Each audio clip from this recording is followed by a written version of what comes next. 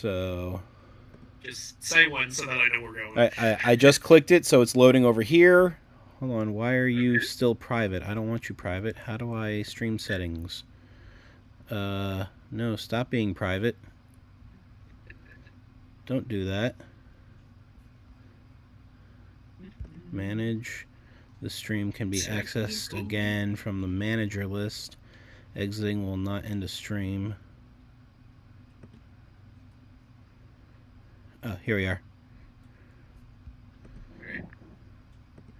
Edit. Okay, yeah, here.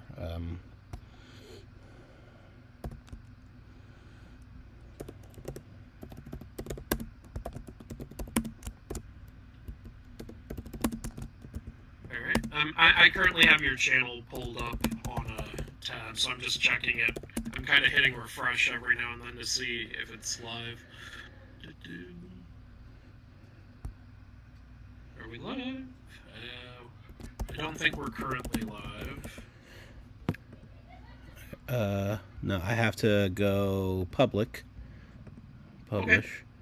Okay, and now... That should catch up in a minute. All right. Yeah, there we are. Okay. Let's see. Alright, it's probably still catching up on YouTube because, yeah, again, I'm on your channel and the live video's not up yet. Let me just see if I can get this going.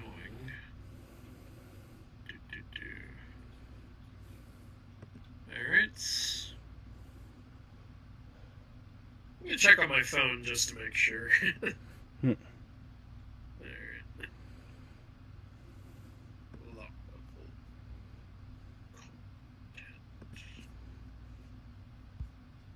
Oh!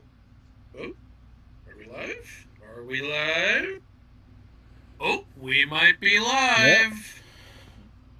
Oh, I think we're live, ladies and gentlemen. Okay, I'm gonna go ahead and, you might wanna, on your OBS, you currently have, yeah, you need, it's a little out of frame right now. Yeah. But I'll go ahead and, if I go full screen, does that change anything or no? I'll give it a second, see if it, improves. Oh, hey, Spiros, welcome to the live. Awesome. Yeah, give us a few minutes to just, fix everything. You've already got someone watching? Hell yeah. Yeah. Oh, yep, the full screen does fix it. Yeah. Perfect. All right, and Spiros, all right, I've seen you in other lives on Andrew's chat, so hello. All right. So, I'm just gonna let the people on my YouTube channel know that we are now going. Yep. All right. Jess, do you see anything over there, or do you need me to help with the phone? I think, yeah, I'm just... Do not throw my phone at the computer.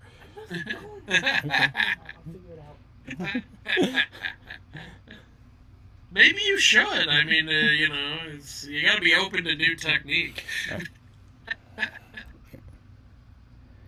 I can't get up around the computer. I'll figure it out myself. Okay, great. Alright, just letting the people on my channel know. We're currently live. Come join. Yep. Can you give me my phone from Jess, please? In ranking many mythical movies.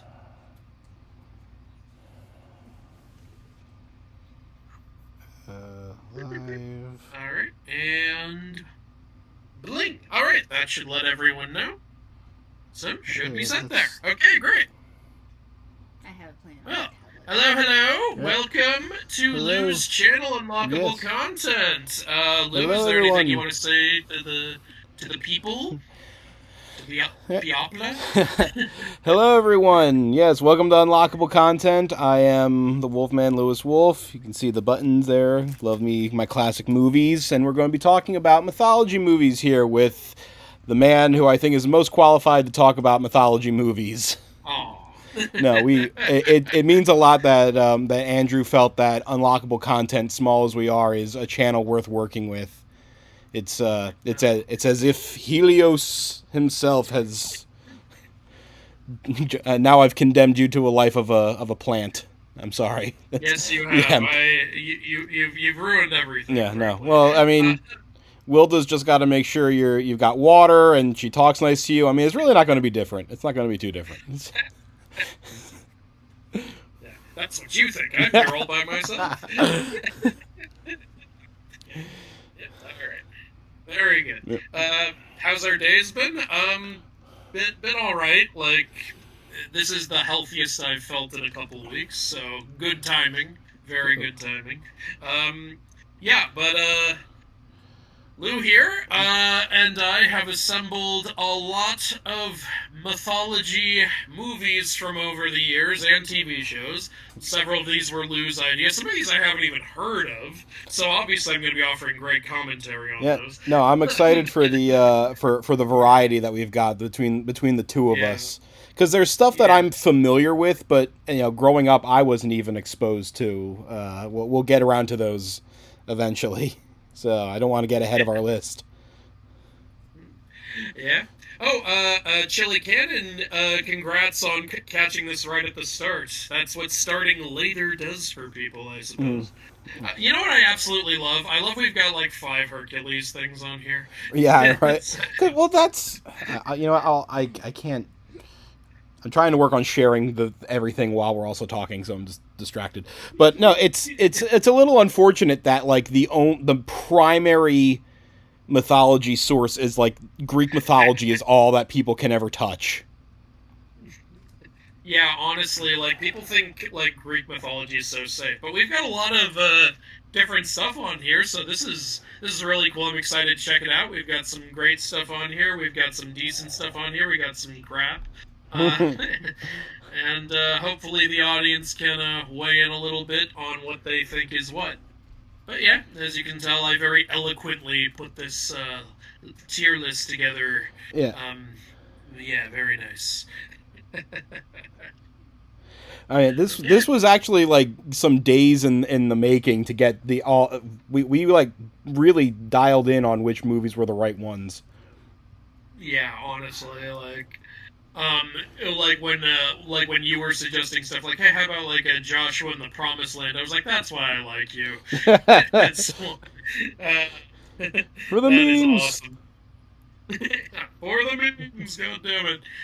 Alright, well, there's obviously a lot to go through here, and before any of you throw a tantrum, we capped it at 65 because we don't want to be here for 2 weeks straight. Yeah, really. Obviously, we couldn't include everything, but, who knows? Maybe there will be another tier list in the future if you guys really like this. Yeah. Little audio and visual check just to be sure. You guys can all see and hear us okay, right? Like, we all good? I can't wait until I can fix the thumbnail on this. I've got it like an auto fill thumbnail is just the Magic the Gathering symbols. So, let me make sure I'm using the right mic. Okay. Yes, I believe I am. Okay, so, yeah. Alright. Yep, you're all good? Thank you, Spiros. Okay, good. We can, apparently the audio and visual are on, so, excellent. Well, shall we get started? Lou, this is your channel. I will let you pick what movie we begin with. All right. Well, if you want, you can just play it safe and go alphabetically. Yeah, it looks like. I mean, the best place to start is at the beginning, isn't it? All right, so we're going to start with the Adam and Eve movie. Oh, we don't have that. Okay. Why? That hasn't been a thing, actually, to my knowledge. The only one I can think of is from Tempest, and it's only like 30% of another film. So, yeah, right. Yeah. It's called Creation and the Flood, but yeah, that's a whole other thing. Yeah, I'll have to look into that. All right, already starting off with. So no, we have a Hindu and Indian movie to start. Yes. I of course I insist that you begin with a movie you don't even know what that movie is. No, but I'm so happy to learn. Yeah. Okay, so Ani Purush, I did a trailer reaction to this movie a long time ago, and as soon as anyone involved with the company found out about that, they threatened to have my whole channel sued and deleted. I think I remember copyright struck the video. I think I remember you posting about the controversy on that, so yeah. Yeah, it was absolutely ridiculous. They were so insecure in their own film, and you know what? Rightfully so, because it looked terrible. It was so bad. The CGI looked like CGI had just been invented. Like, it was not looking good. It was not looking good at all. For anyone wondering, this was supposed to be a retelling of the Ramayana, which is funny because we just got a trailer for a new Ramayana that actually. I was just watching that before we started. Well, thank you for watching that. Yeah, but this movie just like. It looks like, you know, you're in college and you just learned how to do like certain visual effects and you're trying them out. It's absolutely terrible. Like you got real people mixed in with PS2 era animation. It ain't working at all. I would love to put this in beautiful trash. But because the company is so shitty, I kind of don't want to give them that compliment. So I'm leaning towards bad, unless the audience wants to object with that. Or if you have any objection, you who have not seen the film, Lou, any objection there? I have to. I have to wonder because we have other movies on here on this list that I know it's the CGI for some of these Hindu-themed movies is so over the top that I have to wonder what counts as a good movie and what doesn't. Like, do they know this is camp? I'd have to wonder. Maybe we have some viewers in your audience that'll let us know. It's. I'm open to hearing more from the audience, but from what I could tell, India even was mad at this film for how bad it was. So yeah, I will trust your call on bad, and I look forward to seeing this because there is an art to bad movies. Starting off very strong, right, yeah. Which is lovely. We can only go up from here. And one comment I absolutely love on the new Ramayana movie teaser is like, this 1 minute teaser was better than the entire Adi Purush movie. I think that's the top comment, actually, on that trailer. Perfect. I'd have to check again. What is the streaming on? Anything in particular, or you can think of? I personally don't know, but one of these days I'm gonna just bad movie night this shit. Perfect. Okay. So that's one down. So next we got some Disney. Yeah. Now, what a change in quality, I must say. Next, we've got Aladdin over here. Now, I know everybody hates Aladdin. I haven't seen it. I can't even say that with a straight face. I mean, yeah, that's some peak of Disney, honestly. Yeah, honestly, that was actually one of the first times a movie ever leaned in on the celebrity status of a voice actor. Honestly, like they were banking on the Robin Williams advertisement, which if you know the behind-the-scenes stuff, they shouldn't have been doing, but it worked. God damn. Now I love this movie to death, honestly. Like, and how can you not? I don't know anyone who doesn't at least agree that the movie is good. Mm-hmm. I mean, it changed animation because it was one of the first times that you saw animators wait for the recordings to finish so that they could do the animations around the jokes that he was making. Honestly, yeah. I feel bad for the poor animators trying to keep up with Robin freaking Williams. And now, obviously, it's not completely accurate to the original story. No. But actually, if you look at the behind the scenes, they originally had more elements from the original story. Like Aladdin's mother is a thing from the original story that was cut out. There were originally 2 genies, like in the original story, but they cut it down. Like, they really wanted to make it flow better, and I think it really worked. What's funny is, in the movie, they have Jafar as an evil vizier, but the villain in the original Aladdin isn't an evil vizier, he's just a con man. Mhm. But there are so many Arabian Nights stories with evil viziers that they were probably like, fuck it, let's throw one in. Yeah.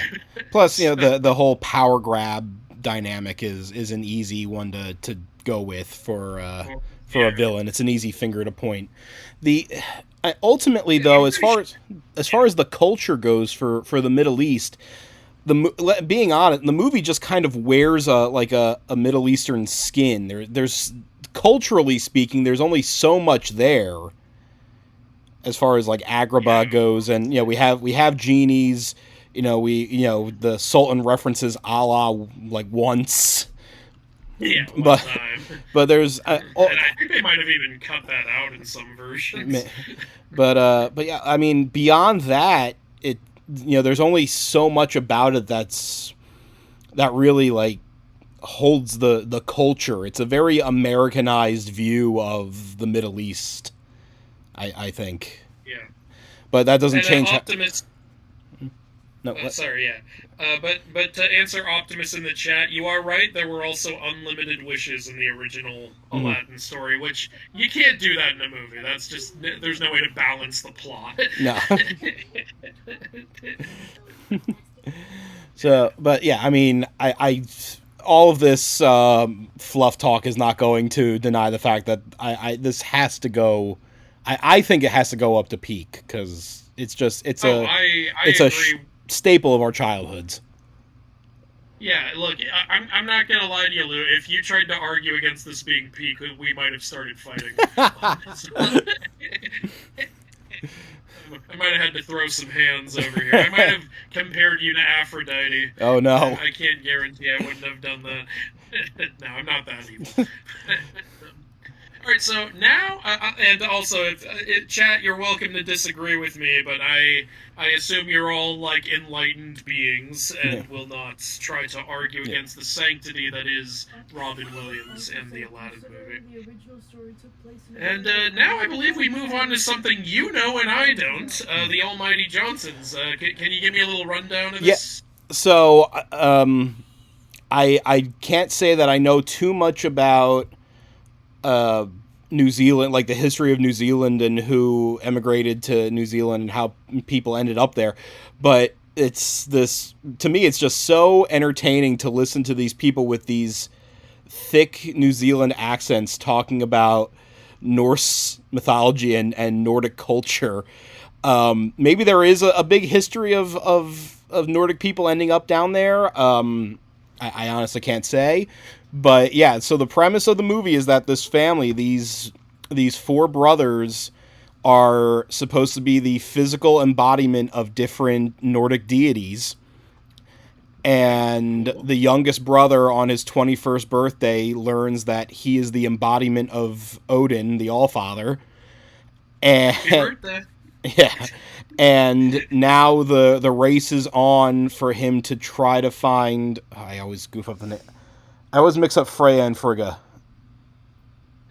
Dude, you're not the only one. Which one is... back then were mixing up Freya and Frigga. Which one is it? Are you talking about Odin's wife? Odin's wife. That would be Frigga. Frigga. Yeah, so the race is on for him to find Friggs, because if they can get together and consummate a union... And the show is very adult, so take that word. Get together and fuck. Yeah, yeah. They can restore themselves to full godhood. The power of boners is so strong. I would love it to be like, wait, we fucked. Why didn't we become gods? Well, you didn't make me come. You made the noise, yeah, but I just felt a little bad for it. That's amazing. So you're telling me that on his 21st, once he became old enough to drink, they said, happy birthday, you're a god, go fuck your wife. Well, go find your wife and fuck her. Yeah, go find your wife and fuck your wife. So now you've got to fuck your... I'm not married. Yes, you are. Shut up. You've got to fuck your way through New Zealand to find Frigg, and once you find her, we'll be... We're not sure if she's actually in New Zealand. You gotta literally fuck your way back to the top. Yeah, and Jess just mentioned, yeah, there's no guarantee that she's in New Zealand. There's no guarantee that she's even been reborn into a body yet, so... Or she did only... So what you're saying is, this woman may not even know Yeah. that this man has to fuck her to re-Odinify her. And this show had like 4 seasons. So Oh my god, 4 seasons of that. That's amazing. I watched. Oh, I only made it through like half of the series, so I didn't even watch the full series. The one episode that sticks in my mind more than any other, though, that's so great, is he meets this woman at his university who tells him that she's a frig. So he thinks he's genuinely found her, and she invites him to a meeting of other Nordic gods. And he shows up, and it turns out that it's a Nordic myth LARP. Of course. Yeah. Of course. So that just stuck out so well. I was on the floor laughing at that. And that is so brilliant. That's such an anticlimactic moment that it's hilarious. That is Sorry to funny. spoil that one episode for you if you get around to it, but it's okay. It's okay. well, for anybody So else in I'm hearing the chat, but yeah.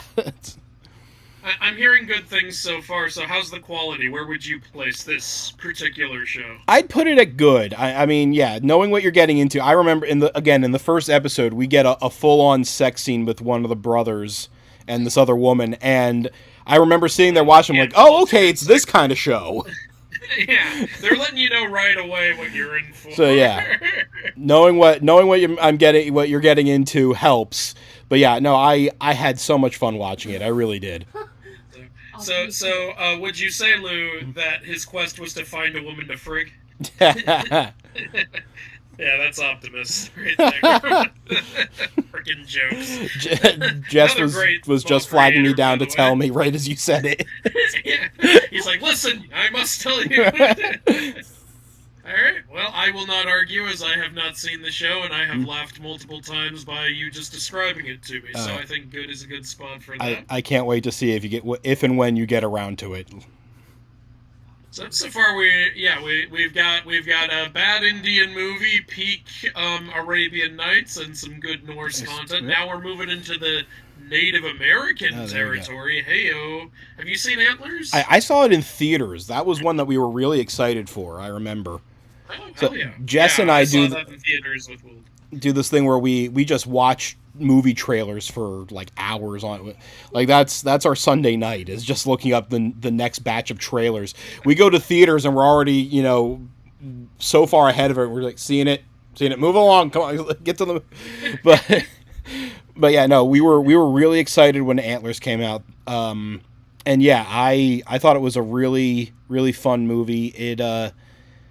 It definitely, I almost feel like I could have done with more of the Native American side of it, because it was just leaning. Honestly, yeah. It focused so much on the family drama, which makes sense for the story.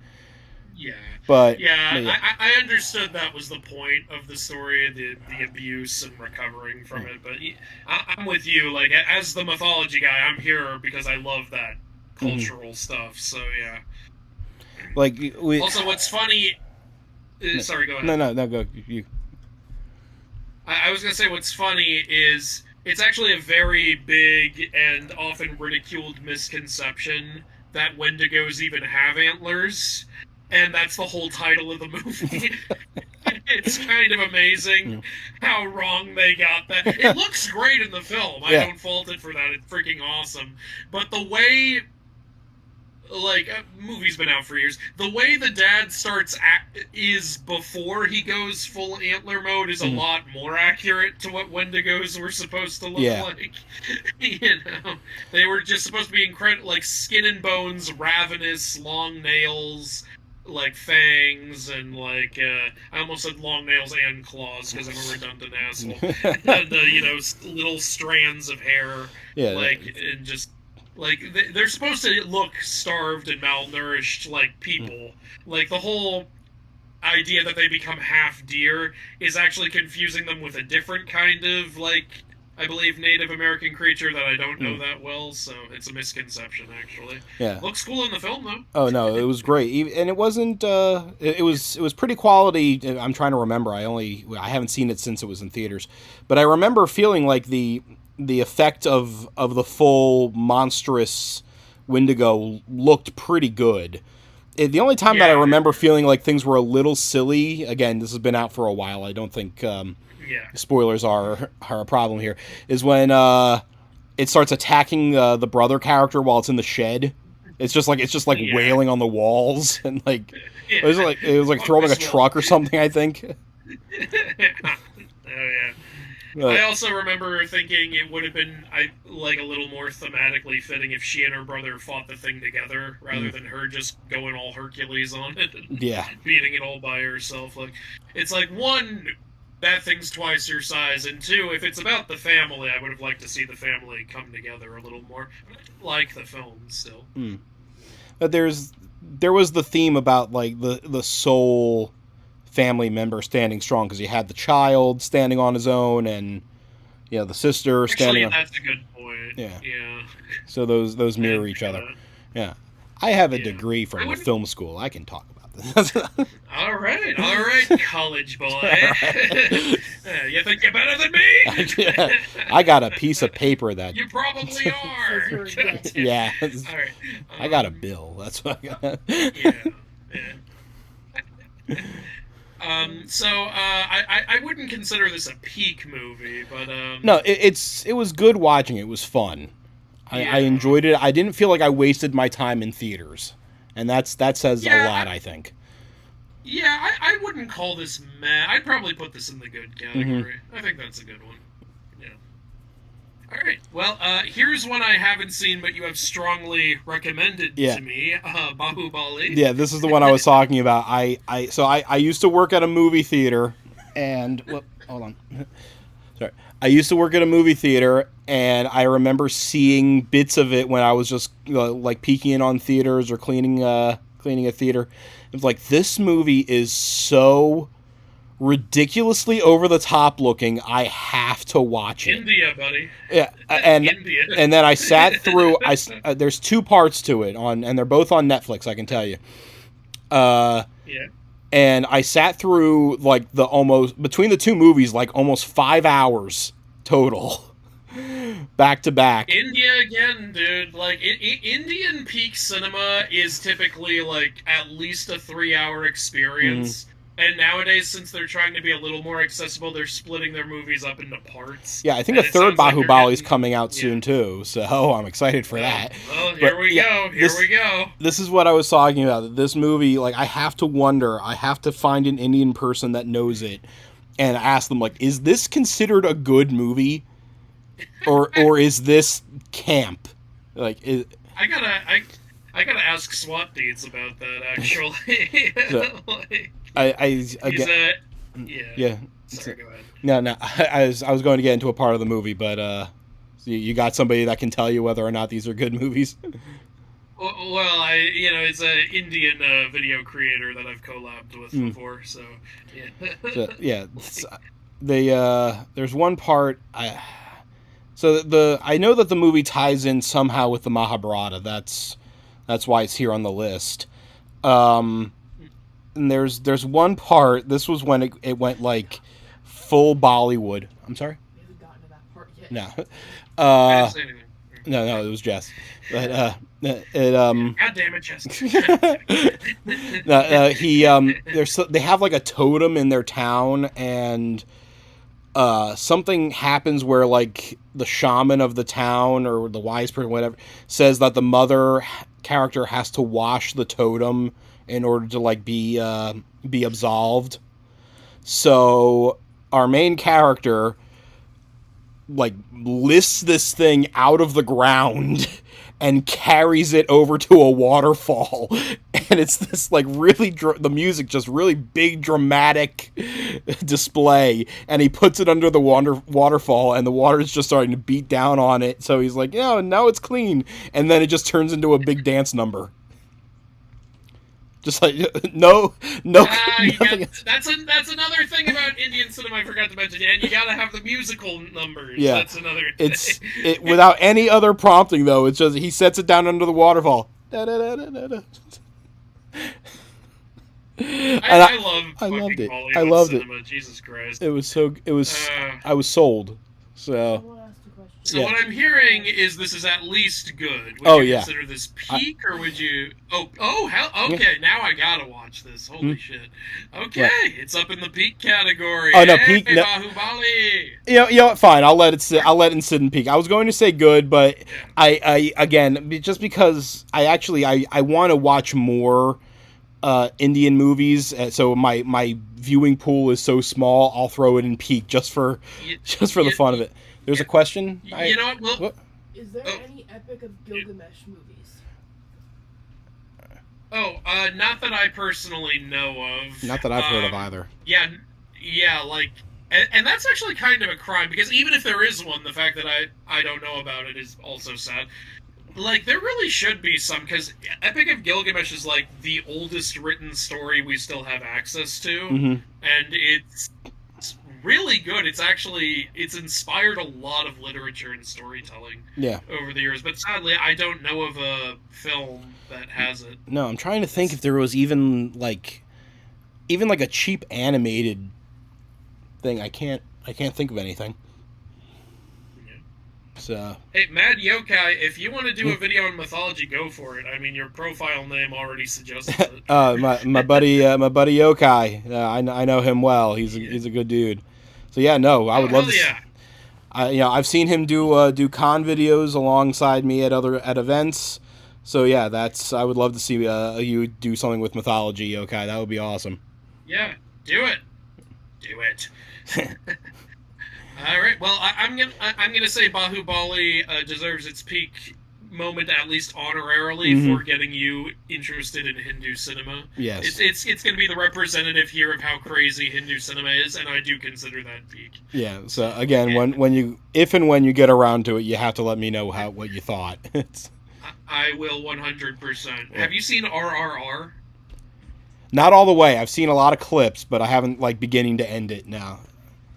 Dude, it's phenomenal. I showed that shit to Wilda, and she was like, 3 hours long, and I was like, just give it a chance. She's like, all right, and she got so into it. It was amazing. I hear 3 hours, as a cinephile, I'm those are rookie numbers. Get those up. Yeah, you gotta pump those numbers up. Hey, come on, Lord of the Rings uncensored version, undoctored,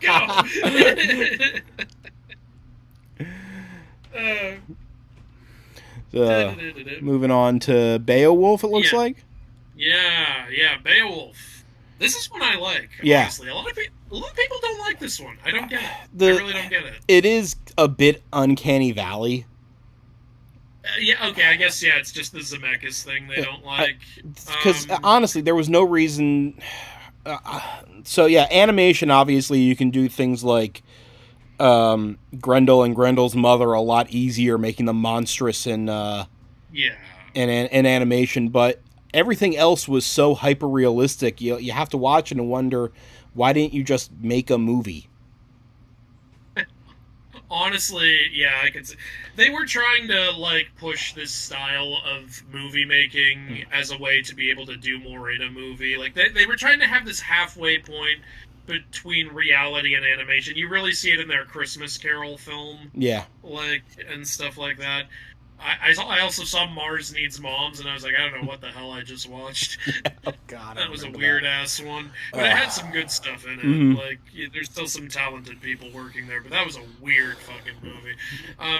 But anyway, to this film, it's actually one of the more accurate mythical films I've seen, with one big change that I think actually really adds to the story. So in the original tale of Beowulf, he shows up, he's a badass, he defeats Grendel, then he goes and he defeats Grendel's mother, and then a dragon shows up, and years later, and he just kills the dragon, and, dies. It's still a good story, it's very well told, but it's more just symbolic of a hero getting older and older until he eventually passes. In the movie, though, they put a huge twist on Grendel's mother, and even connect it to the previous king, and even connect it to why the dragon shows up later, and connect it more to, a cycle of a man making a mistake repeating over and over, and him trying to correct that mistake in the end. And I actually thought it served the story really well. No, I agree with you. It elevated what's already an epic story into something more. yeah, honestly, at some point I have to do a full, like, video on this movie, because there's a lot I want to talk about with it. Yeah. Also, and But, I'm trying to remember the voice cast. Like, the I- voice I cast was was about to amazing ask for it, too. your thoughts. Go ahead. Yeah, no, I'm trying to remember the voice cast, because I just remember that they had a lot of big names for it, too. And they weren't distracting in it either. Honestly, I remember everyone sounding like they belonged there. Wasn't Anthony Hopkins in it, I think? Was he? I think he might. Was he the previous king? I maybe? think so, yeah. It's like, you know, all the voices were distinct, but I wasn't sitting there thinking like, oh, I'm listening to Anthony Hopkins. I'm listening to, you know, whoever. It, like you said, they really felt like they belonged there. And yeah. So, yeah, no, that's one that I go back and watch that every now and again. It's definitely, it's a really good movie. Yeah, I've seen it twice. Would be more than happy to watch it a third time. It's not a peak film, like you said. The Uncanny Valley stuff can be distracting for some people. I don't mind it, but I would definitely put this in the good category. Absolutely. So far, aside from this little lone bandit, it seems like we've been very nice. But don't worry, we're gonna get to some stuff. We're gonna get to some stuff. And on that topic, here's Blood of Zeus. Have you seen Blood of Zeus? I saw like the first 3 episodes, and then I do an anime series on my channel that we call Anime Test Run, where we just go over the first 3 episodes of a show, and and that's how I gauge whether or not I feel like it's worth watching still. And Blood of Zeus did not really hold me after 3 episodes, but I did go back into the second season just to watch the Hades Persephone stuff. And that is the peak of the show. Yeah, that was it. I actually went out of my way to show Jess just that same bit, just because like this is it. This is the whole anime. This is what's worth watching. Honestly, it makes me wish they had just made a show about Hades. Like, and obviously have the Persephone thing be a big part of it, but also they got the underworld so right in a lot of ways with, like, you see Tydeus, you see Sisyphus, you see Tantalus, and all this other stuff. It's like, I really wanted more of that. Like, and the creators of this show are very nice people. One of them has actually reached out to me and been really had a really good attitude about me making an inaccuracy video and me making videos on his show and everything. Great people. I just feel like they've been, in some ways, like their show has been a little held back in certain ways, and I don't know. There's the ending felt so rushed in season 3. It bummed me out because I was getting more into the show, but it was so rushed. I'm trying to think of how to say this. It's like they were trying to it was just like the anime-ness of it, I think, is what held it back. It was like trying to make what they felt was all the hallmarks of making a good action anime, but also incorporating the myth, and then, making it whatever Netflix wants it to be. It's like those components didn't line up properly. Yeah, I agree with that. Yeah. Oh, wow. So, I can't believe I never knew this. Grendel's mother was Angelina Jolie. That's something you hear and you go, oh, yeah, that was her, wasn't it? I remember she was in it, but I couldn't remember who she played. Yeah. Also, just going back to that really quick, all centuries now, literally centuries. No name, Grendel's mother. No name. Yeah, no name. A crucial character. I tried because I'm putting her in my card game, and it's literally just freaking Grendel's mother. It's like, what's her name? She spat Grendel out of her cooch. That's all we know. Right. Move on. Jeez. Hey, Mom. She never said permission slip. Mom, do you have a name? Right, yeah.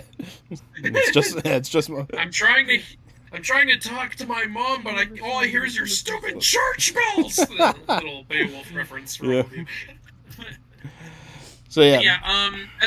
As much as I wanted to love Blood of Zeus, because like it does have some elements that hold it back, and the ending was unfortunately really, really rushed, I might have to put this in the meh. Yeah, it's our first meh. That's where I put it.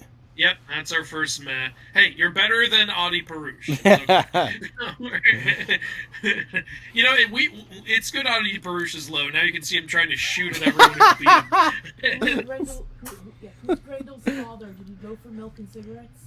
Grendel's father go for milk and cigarettes. I heard that. Grendel ain't got no father, unless you've seen the movie where they did actually address that. The Immaculate Grendel. All right, so actually, I think we should talk about Book and Life and Coco at the same time here. Yeah. Because I hear they're so similar to each other. I've seen Coco. I haven't seen Book of Life. People have been recommending Book of Life to me out the wazoo. Absolutely. What's your take on that? So, to me, it was kind of a Bugs Life Ants kind of thing because they came out so close to each other. Okay. And so for the longest time, I actually held off on watching Coco because Book of Life came out first, and then Coco came out, and I'm like, Coco's the rip-off movie here. So I didn't watch it for the longest time, and I loved Book of Life.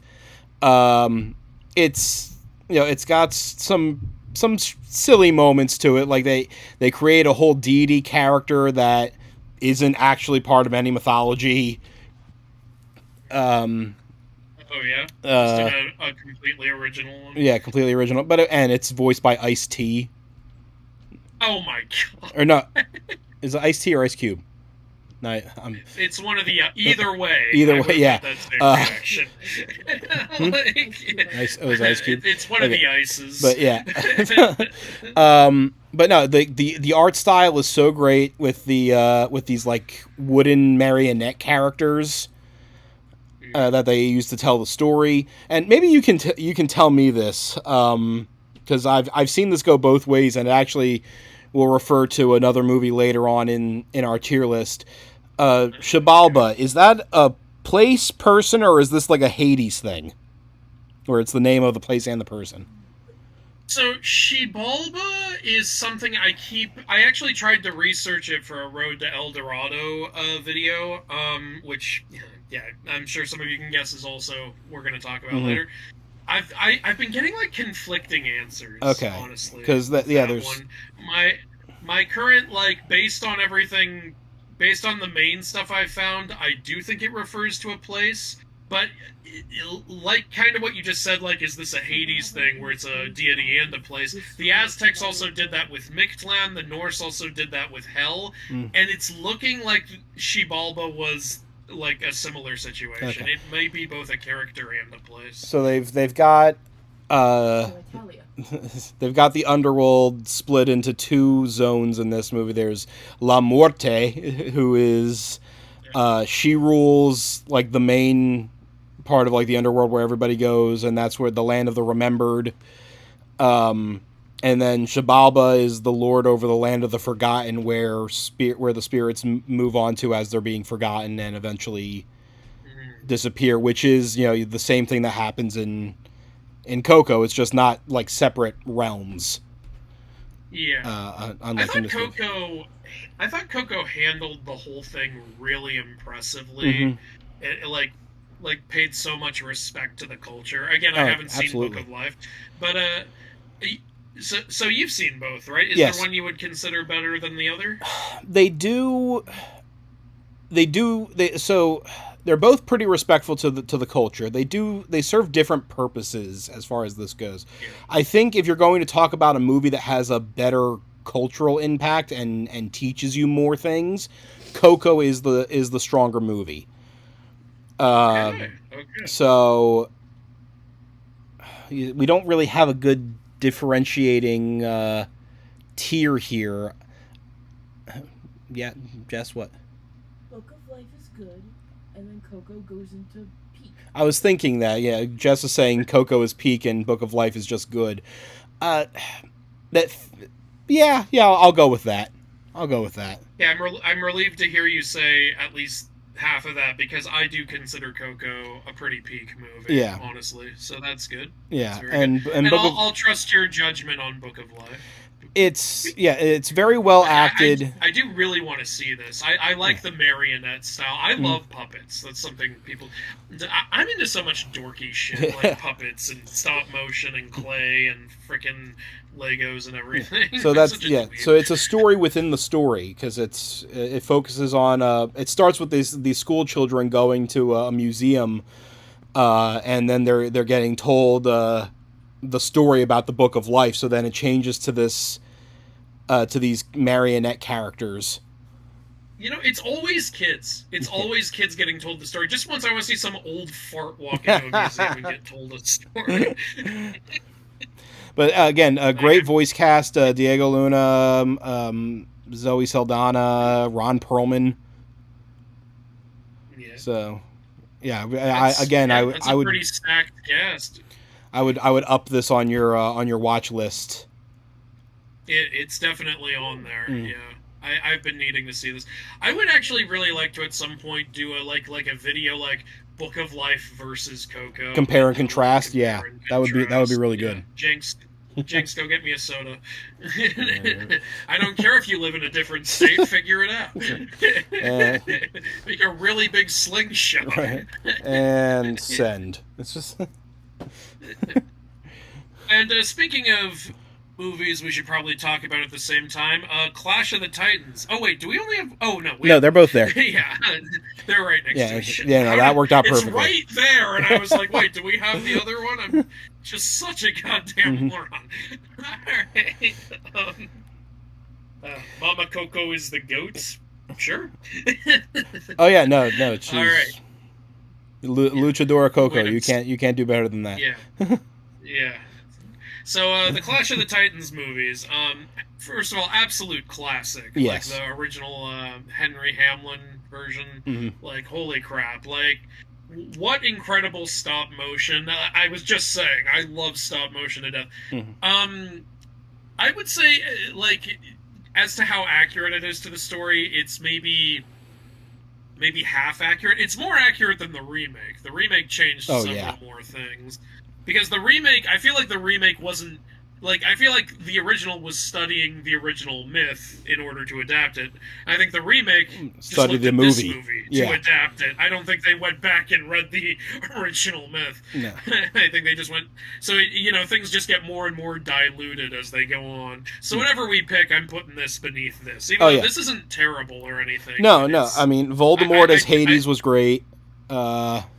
I had fun with that. But I think it boils down to one thing. One movie included the owl and the other one didn't. So of course, that essential owl that resonated with all ages, and that was totally in the myth. That owl that was not just there because Star Wars had come out recently, and they literally have, like, freaking executives walking into a ancient mythology movie saying we need an R2-D2 in this ancient mythology. But I can't make this stuff up. But no, at the end of the day, yeah, one is clearly the mythology movie, and one is clearly the remake. Yeah. So the only question is, would you consider this to be good or peak? I love my classics. I mean, I would... If this is a similar thing to Coco and Book of Life. Like, you know, they're both good movies, but I got to put one over the other, and I have to show that there's a line between them. Yeah, of course. So would you consider the original Clash to be peak? Or would you over... It to be... Yeah, I would put it in peak. We're either going to put the original in peak and the remake in good... Or we're going to put the original in good and the remake in meh. I'm comfortable. Right. I think I'm more comfortable with that. You're more comfortable with the second option? Yeah. All right. Yeah. This is a fantastic. I was a little conflicted. Now, this is a fantastic film, and it did a lot for cinema. But when you go back and watch it, there is a lot wrong. Yeah. like the Andromeda story with Calibos. Even though I love the stop motion and the makeup on Calibos, his story makes no sense. The answer to the riddle makes no freaking sense. It's the most specific, not actually a riddle answer you could have put in there. I remember being very disappointed by that. And but it is still a really great film. I really respect it. I'm so glad it exists, and it's done a lot for the industry. You've got me in the mad category. You've got me sitting here thinking, like, I don't think I've watched the original version since I was in high school. Like, you just make me realize how long it's been since I've seen it. I need to go back and watch it. Yeah. Well, I went through this, I think, 2 years ago for the inaccuracy video, and I was having fun watching it, but then there's scenes where a giant vulture with a cage shows up outside Andromeda's room, and she astral projects into the... And I'm just like, what are you doing? I don't know what's happening anymore. So I think those little overly silly details just hold it back a little from being peak. I'm comfortable putting this in the meh category. It's fine, like the remake. There's nothing terrible about it, but, it's... People don't really talk about it anymore or anything like that. No. It's just... It just kind of came and went. I think for anybody that knows...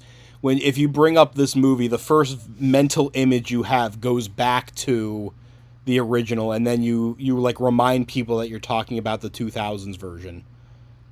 And it's like you have to like adjust your thinking. Yeah, some people, when I put up the inaccuracy video, some people didn't know there was a previous version. And I was like, oh god, what planet am I living on? You are helping to you are doing God's work there, Andrew. You are showing people the way. And on that note, I'm going to go straight to Wrath of the Titans and put it in the bad category. Yep. I don't need validation on that one. Yeah. That movie's fucking stupid. Also, I'm going to go out on a limb here. You probably watched it, or at least I'm assuming you did. There was that show on the History Channel, Clash of the Gods. I actually haven't seen that. No, it's on Prime. If you have Prime, you can watch it on Prime. I have a friend with Prime. Maybe. It's a really good. I enjoyed it. I thought it was a great show. The way that they go into the history and the myths. But I'm firmly convinced that the only reason they called the show Clash of the Gods was because it started not long after the remake of Clash of the Titans came out. So like, all right, we've got a way to hook people. Name tie-in. Honestly, yeah. That sounds about right. But yeah, no argument from me. Wrath of the Titans, bad category. Yeah, like so much wasted potential, so much. The entire plot makes absolutely zero sense. I went over this in my inaccuracy video constantly. I don't want to vomit it all out right here. But good news, Adi Purush, you have a friend. And both of their arms are going to get so tired. Yeah, honestly, guys, put your arm down. You're going to pull a muscle. You're going to pull a muscle with how much you're reaching for the hope that this movie will succeed. Try to pull yourselves up the categories. They're like, wait, we can make it. No, you can't. Stay down where you belong. No, yeah. Here's another myth for you, Sisyphus. Wait, why the hell is Book of Life in good tier? You don't like Book of Life, Spiros? Are you saying it needs to go higher? Yeah. Spiros was away for a bit. Damn, that's a bit mean towards Blood of Zeus. Well, we already gave our reasoning previously on unlockable content. Yeah, no. Go back and watch it again. Yeah. So Dante's Inferno, and for clarification, we're not talking about the game, we're talking about the animated film that released alongside the game. Yeah. So, yeah. So the animated film, they were really doing everything to promote that game when it came out. No. And honestly, I thought it was a great game. But again, we're here to talk about the movie. Yeah. In the movie does this thing that you're either going to love or hate, where as he goes deeper into hell, the animation style changes. It changes like 5 times throughout the film. Which personally I loved. I thought that was a really cool idea. Yeah. Here's my only problem with it. It didn't change each time he went to a new circle. Yeah, no, it was like every 15 minutes or so. Yeah, it's like when he first entered, it changed when he went to the second circle, I think, and then that's when I thought, oh, it's going to change every circle. But then he has the same animation for, I think, a few circles, and then suddenly it changes, and it's just a little unpredictable. Mm-hmm. That was my only problem with it. And people are probably going to go, it's hell, it's supposed to be unpredictable. I'm like, yeah, but it feels like it would have been more thematic if it was every circle. And another thing that I think could have worked better is it also stays consistent with the current animation even when he's flashbacking. Mm-hmm. And I was that like, should have okay, had its now, own style too. Yeah. Yeah, I think the flashbacks I should have stuck to the style before he went into hell. I think then it would have been really clear what the film is doing. So, but here's the thing I'm trying to remember because it has been a hot minute since I watched it. The circles of hell have sort of like a connection to them they're sectioned almost because they get the severity of the punishment changes, and hell gets colder the deeper you get into it, which if you didn't know, people, the center of hell is actually just a giant ice pit. I'd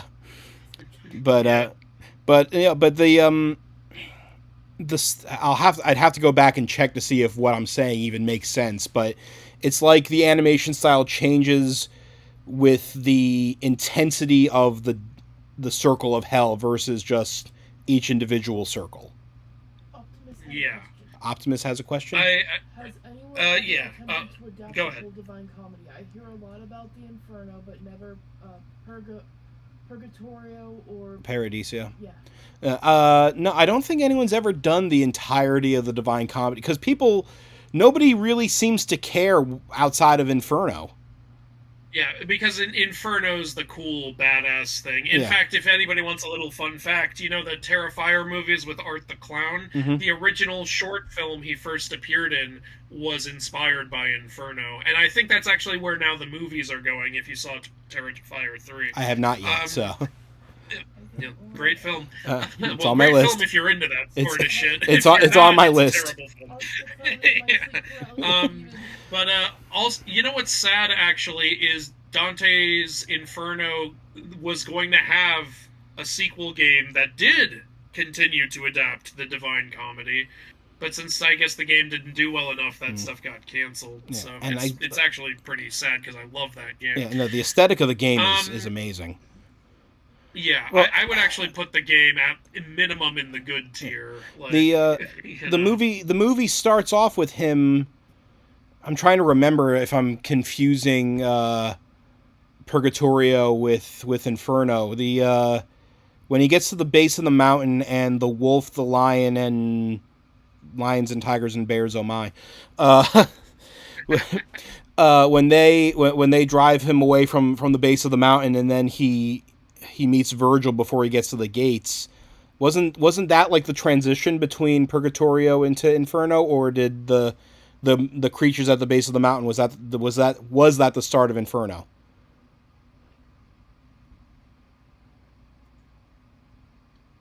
Actually, it's been a long time since I've seen this. I remember it happening at the beginning, but I could be wrong. But I wouldn't bet money on this, but I'm going to throw my hat in the beginning part. That just goes to show you how little people care about Purgatorio. Honestly. Paradiso at least is somewhat interesting, being the inverse of Inferno, where you're rising through different levels and different things. So that would have made for a very interesting game, and movie. It definitely would. I was going to say, like, as a movie, it's really good. But let's talk about comparing the movie, actually to the Divine Comedy, because you want to compare it to the Divine Comedy. We're talking about the mythologies here. We get it's because I know. You've turned Dante in from this wimpy poet into a badass soldier. Into fucking Kratos. Yeah, basically Catholic Kratos. It's so, I mean, it connects so little to its source material. Yeah. And yeah, it is all just based on the game. I could put it in either good or in meh, and I could sleep well tonight. You know, I lean a little towards meh for a couple reasons. One being, and this might not sound like a fair reason, but I don't think there's really any reason for the film to exist. It just tells the same story as the game does, but with less. And the game is just so much fun. It's like, just play the game. Right. I mean, the only thing holding it up for me on its own is that animation thing. Yeah. How good the animation legitimately is, and the idea to keep changing it. And Mark Hamill was his father. Oh, yeah, that... Yeah. Satan promised me 1,000 years free of torture. It's like, Mark Hamill, can you not do the Joker voice? Right. Can you do a different voice? You. I am doing a different voice. Oh, okay. Now I'm gonna go replay The Trickster next week and do the Joker voice again. What? Nothing. I didn't say anything. What's a voice actor? Yeah, and the second reason being that you know, on top of it not having a reason to exist, like, some of the details that happen in the game are just better than what happens in the movie, in my opinion. So Yeah, I guess you could consider those the same reason, but like, no, but I mean, it changes things because you have that direct input from the game where you can choose to, to punish or save. So there's so much more involved with the game that the movie has to cut out because you can't have choice in a movie. Yeah, so maybe it's not totally fair to the movie on its own, but when I think of this movie, I really do just kind of think, meh, it exists. Yeah, exactly. Yeah. I remember when I was in college, I actually made an argument. I wrote a paper. I'll have to see if I can find the paper. I was comparing the first Land Before Time movie to Inferno. Oh, that's interesting. Yeah. Hey. You can kind of see the connect. Like, I'm sure your brain might be cooking a little bit. Hey, yeah. Okay. I'll have to talk to you about that later if I can find it. But. Okay, now, Epic Tales. I'm mad at you because you made me aware of this movie's existence. Oh, and it wasn't even what I'm. You told me about it. It sounds fucking crazy. Oh, it was beautiful. And this isn't even that long ago. This is 2022. Yeah. Oh god, they fucking ripped off American Tail by making it about a mouse and putting tail with an I in the fracking title. And there are no Cretes in Athene. Yeah.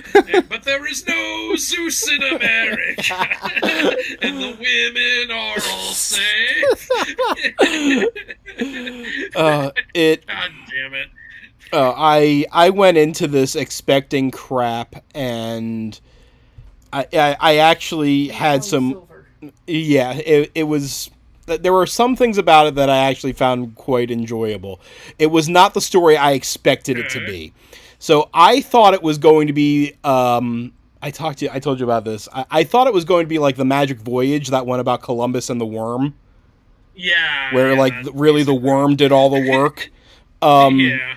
So, but no, actually, so the whole premise is that the mouse is a fangirl of Jason and the Argonauts, and she actually gets a chance to see Jason, but he's an old man already, and like most of the Argonauts are already dead.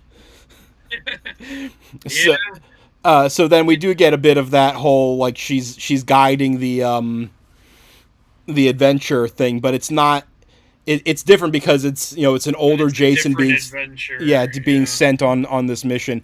So all of that, yeah, the movie was really silly, and the best thing about it, honestly, was its depiction of the gods.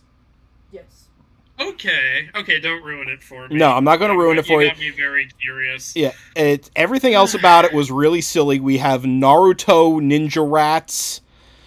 For some reason. What is this, the animated Titanic movie Right. with the rapping dog? What Yeah. are we doing?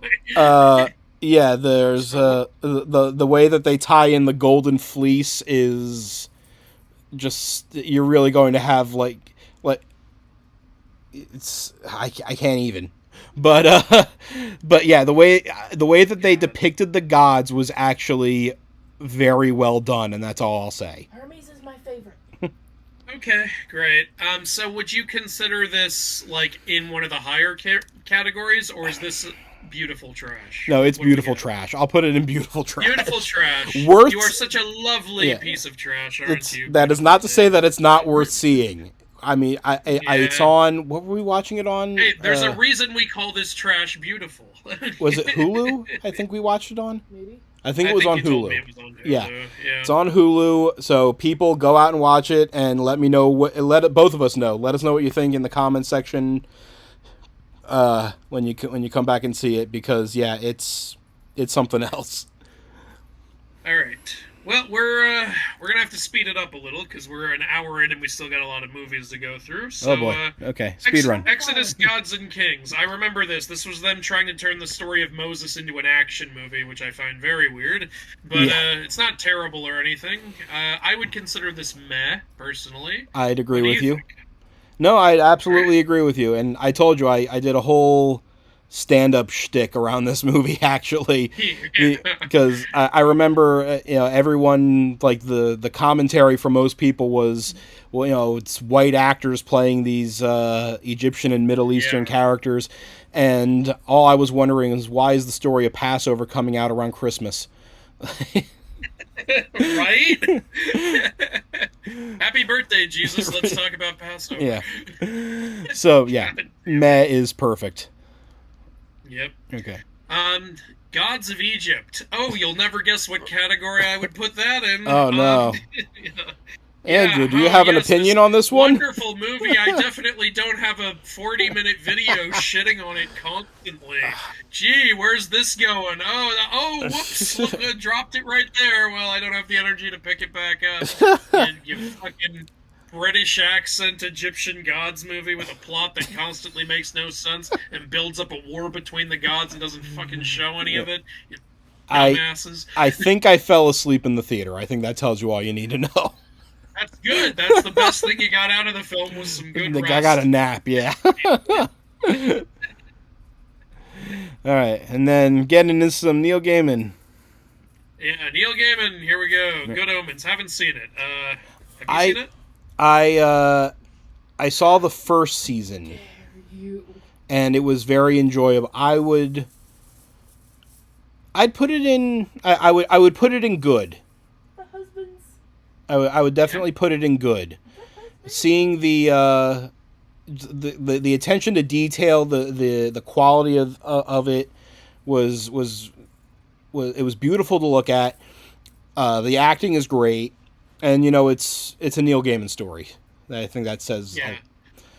I know people are conflicted on Neil Gaiman nowadays, but the man knew how to write. Yeah. We can agree on that.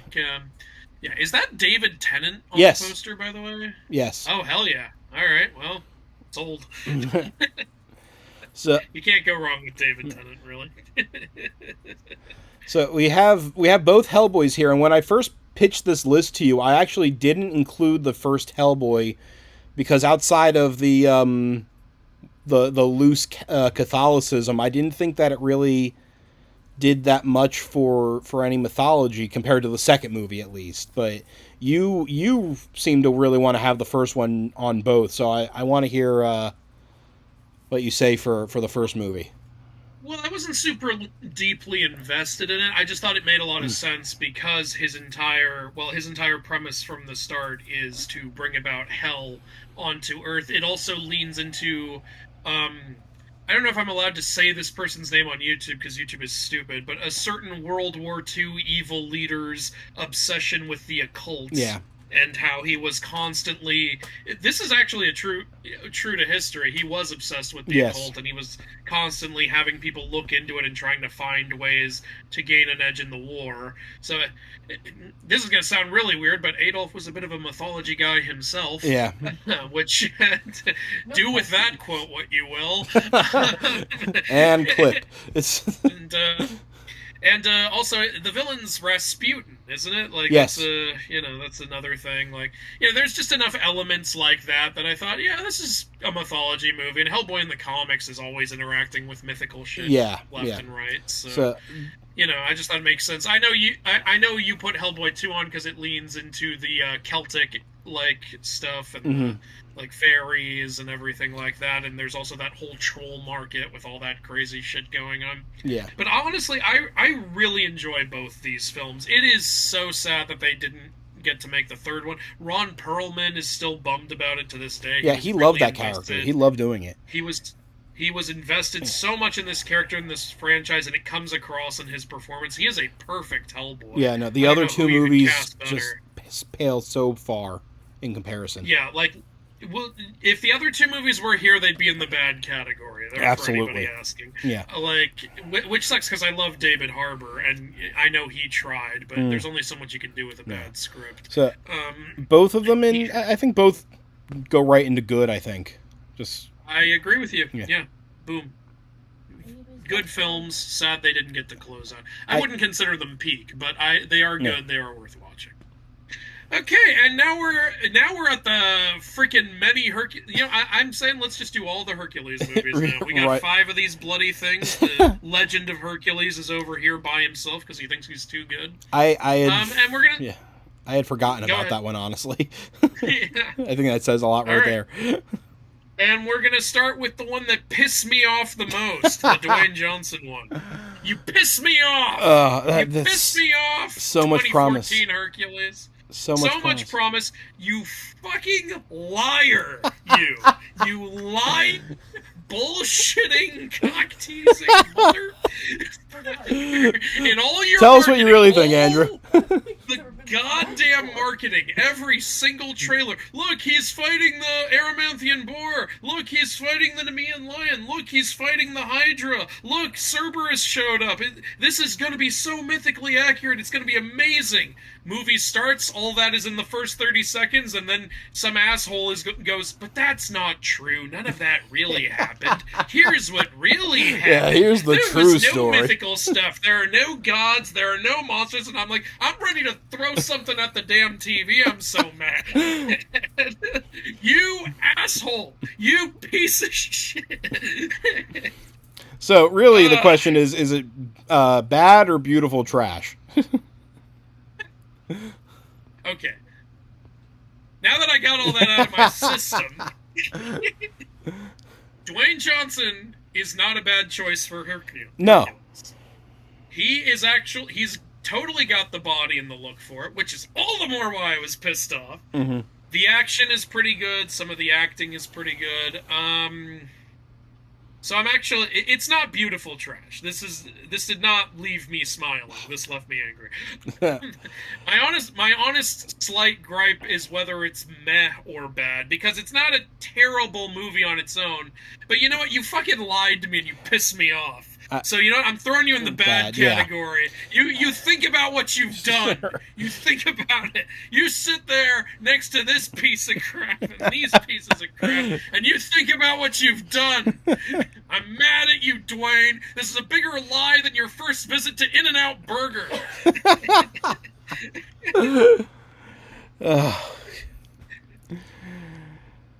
Anyway. I don't know how to follow that at all. So our next one, Arnold. I found this for the list. I've never seen it though. This is beautiful trash. I would expect nothing less, but I haven't seen it. This is hilarious. You got to see this with people, and you got to see this with alcohol. And you know what else is great? There's like 2 different. You can either watch the original version with Arnold's voice, but apparently this was, I guess, before they knew how much everyone loved Arnold's voice, because there's also just a dub where even though Arnold's talking, it's some complete other person's voice, and he has the other guy talking has such a 1950s voice. It's kind of hilarious. How's the syncing? It's all right. It's not bad. It's just. Here's the thing, it would probably not be so noticeable if it was some actor we didn't know. we know Arnold. We know what he sounds like. Oh, so God, when he talks and that's not the Arnold voice, it's some completely clear freaking Bing Crosby-ass voice. I have to find this now. What is going on? What is going on in this movie? I know what I'm doing tomorrow now. I am on a Grail quest. So yeah, this movie I love. I love that it exists. It's that typical, we took this mythical character and just threw him in New York. It's always New York. Jason takes Manhattan, Masters of the Universe, all this bullshit. It's always New York. Why can't they ever land in Ohio?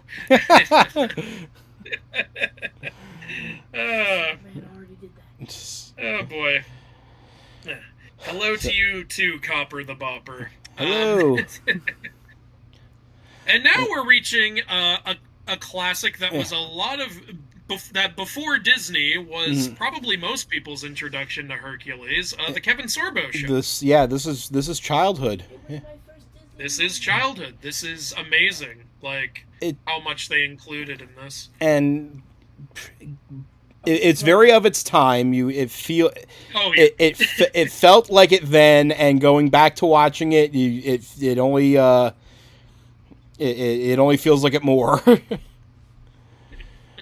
Yeah, I mean, it's really solid, honestly. Some of the choices that, like, Kevin Sorbo's acting, just the fact that he was like borderline a heartthrob of his era. And then unlike these two. Yeah. but they had those like, the way that they incorporated, some of the other myths, like, you had Zeus show up every now and again to be like a guiding hand for him, and there was also the Xena spin-off. Yeah. A lot of people remember Xena. Xena, I think, overshadowed this. Honestly, I think she kind of did. Like, and then they had that crossover animated movie, which was pretty cool. I know it's a thing. I actually never saw it.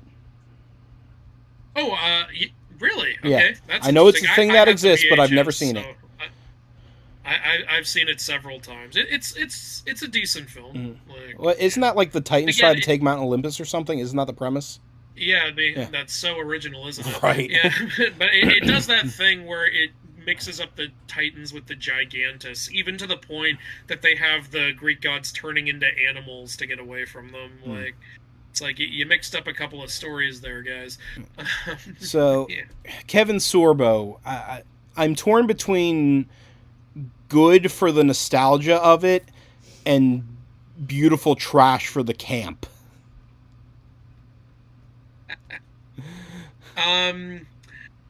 Yeah, I would. Here's the thing: this did a lot for Hercules in the modern era, and we've got our beautiful trash Herc rep here, so I would put this in the good category. I can live with that. Personally, yeah, it's definitely got some camp to it, but like it also has it's had a surprising amount of staying power. I still meet people who like grew up with this show and love it. Yeah, and then we've got Disney's Hercules. Yeah. Now I know you have no connection to this one at all, right? Oh, of course not. No, this didn't build my channel or anything. Yeah. This was the video that Jess found that introduced me to you. Actually, this was my first introduction to the mythology guy. So that's the best thing it did. Yeah. Yeah. Well, that's wonderful to hear. It was a lot of people's first introduction to me, and I'm very proud of that. I'll go ahead and get my thoughts out on where this should be. So, Disney's Hercules movie. It's not accurate at all. It's extremely reliant on pop culture. It's very silly. And all of that being said, if you don't let me put this in the peak category, you stink and everyone you know stinks. Like, I'm trying to think of like every joke that I know I would make, but it would all just sound like I was ripping off your video if I did. It's like, Go ahead, rip off my video. I've set I've said the freaking same things that you've Mama said, Max. for years. I said in my own video when I did. We'll get to Record of Ragnarok soon because it's on there. But I said, I've said before, Record of Ragnarok is one of the worst things that's happened in mythology since Disney's Hercules. But yeah, damn it all if it's not fun to watch. So yeah, It is so much fun. I've met the actor in real life. He was so proud of like how well the video did when I told him about it. He was so sweet. Like James Woods as Hades, come on. Yeah, no, like was the animation. Go ahead. It created like a staple for how people think about Hades, I think, because for so long he was the Satan analog.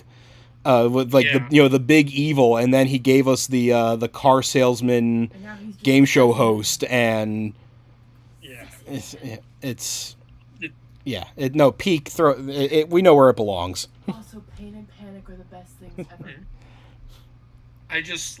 I love this movie to death. I've watched it like probably 100 times, and I'll watch it 100 more. I love this film. Like, that video, that inaccuracy video I made, I thought of that back in high school, and, like, I finally got to make it, and I was so happy to make it, and the fact that it became the most popular thing on my channel is just a beautiful line of poetry right there for how much I've enjoyed this movie so much, and now how much it's done for me career-wise. And come on, it's freaking, even putting my bias aside, this movie is hilarious. It's got so many laugh-out-loud jokes. The art style has so many like in-jokes and tie-ins to actual Greek culture, and the Las Vegas style from like shit like, you know, the Greek and themed hotels over there, which is also a lot of fun. Some people go, why is it gospel music? And it's like, well, because, you know, the nymphs were said to sing about gods, and gospel music is when you sing about God. It actually makes sense when you think about it. Yeah. No. So there's a lot.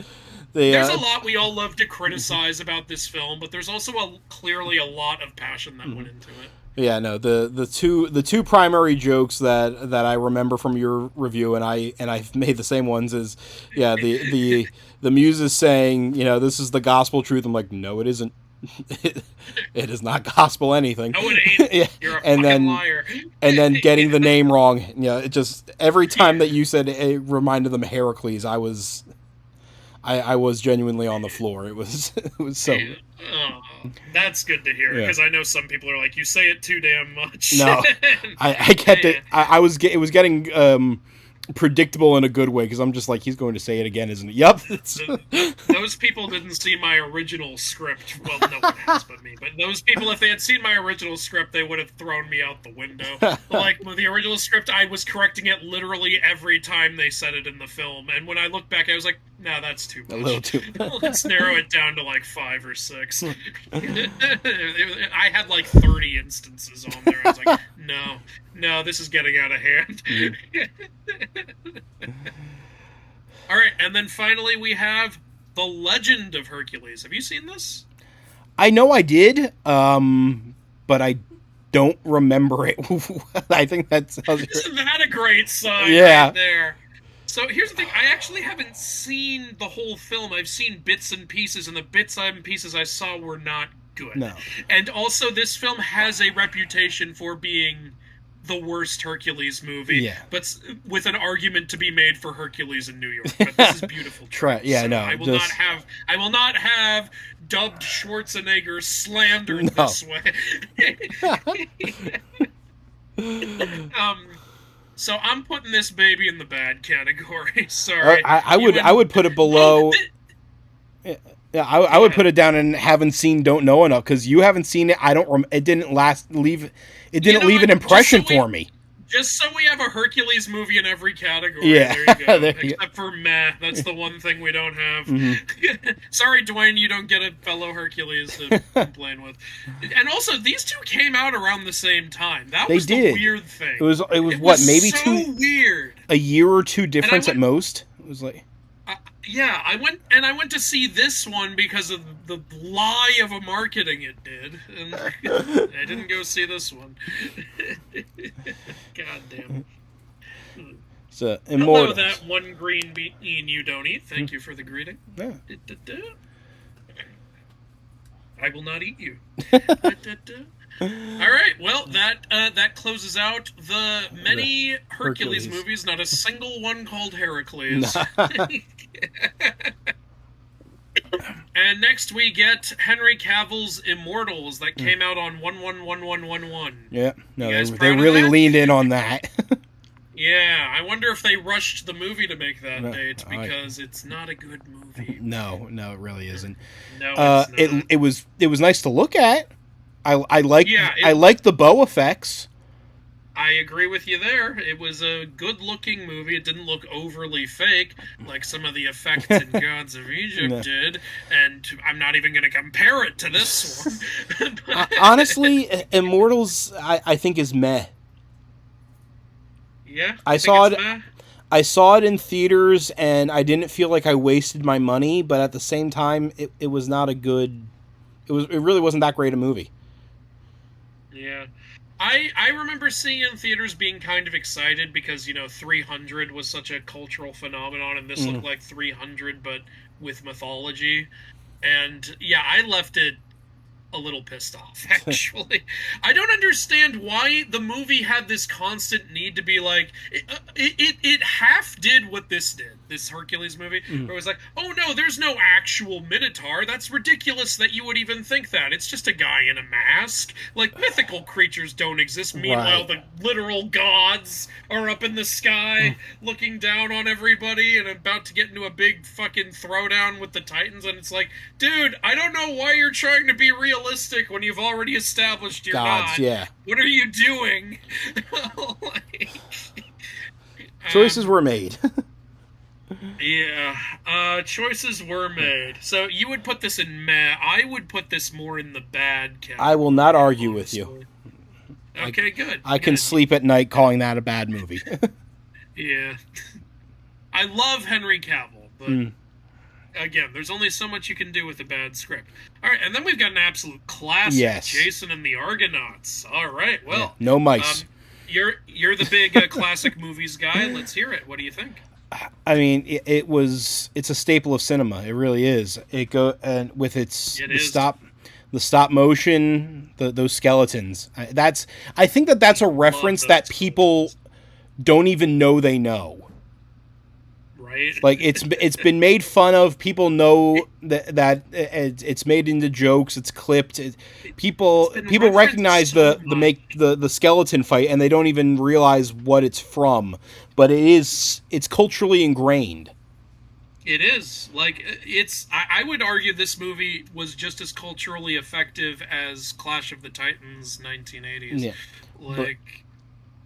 But and this came out earlier. It did. Didn't it? I think Jason and the Art, that was because Clash of the Titans, that was in the 80s. I think this was the 60s or 70s. Yeah, I think it was like 1966 or something. Yeah.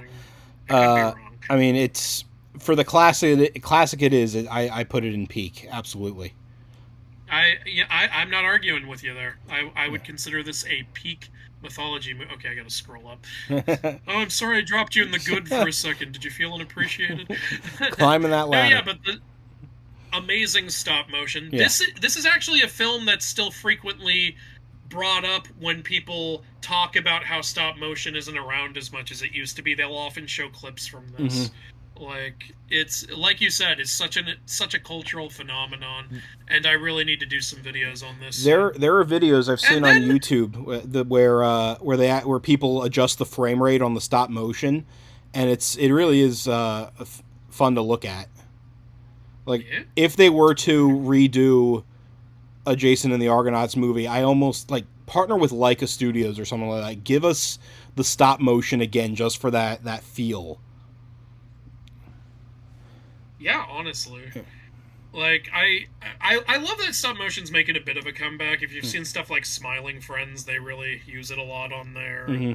There's been some other stuff recently, even I think there was a video game that had stop motion in it recently. Yeah. It would create such a unique look for the movie. It would be a good throwback reference and also give it such a distinct style. Well, going from stop motion to motion that is completely stopped, Right. Joshua and the Promised Land. Speaking of peak cinema. Yeah, no, Rankin Bass stop motion is looking at you like, what are you doing? Yeah. What are you doing? Making a mistake. No! Gee, what category were we putting that in? I can't imagine. This is fucking gorgeous. Yeah. I love this stupid, fucking movie. Oh my god. Come on. Where else can it possibly go? Yeah. They're just... And what can we say about it that hasn't been said yet? Honestly, yeah. Go watch one of the 1,000 YouTube videos about Really? it. Then we've got the Journey to the West TV series. Mm-hmm. Now, this is primarily in China, obviously, was a ton of people's introduction to this story. And it tells, I haven't seen the whole thing, but as far as I can tell, it tells a lot of the story. And not only that, but they go out of their way to make the costumes, really, what's the right word? I was going to say flamboyant, but that doesn't sound right. But they make the costumes really extra. Extravagant? And they put Sorry? Extravagant? Yeah, extravagant. That's the word. Good job. Thank you, Thesaurus. They really use makeup to recreate something modern Netflix won't even do when they do a Journey to the West adaptation. It's I'm Pigsy, I'm Zubaji, I'm just in human form all the time. Right. In this show, they constantly went out of their way to make Wukong look like a monkey, to make Zubaji look like a pig, and they would do that for so many of the characters, and I have so much respect for that. So I've never seen this version, but I have seen some other movie versions that did well. So I will bow to your expertise and knowledge here, because we decided to go with the TV series over other adaptations for this list. So I decided, the reason I suggested the series is because it's the main thing that gets brought up when people say, here's how to properly adapt Sun Wukong. So all of that, is incredible, and, that's all... I consider a lot of that to be peak worthy. Here's the one big problem with it. It is very dated in some other ways, and not in, the way Argonauts is dated, where the stop-motion still looks incredibly charming and you love it. I'm talking, some bad keying, some bad, blue screen stuff. You know, like how Superman Quest for Peace is dated. Oh, there's a reference for you. Yeah. So I would definitely put it in at least the good category. But yeah, I don't know.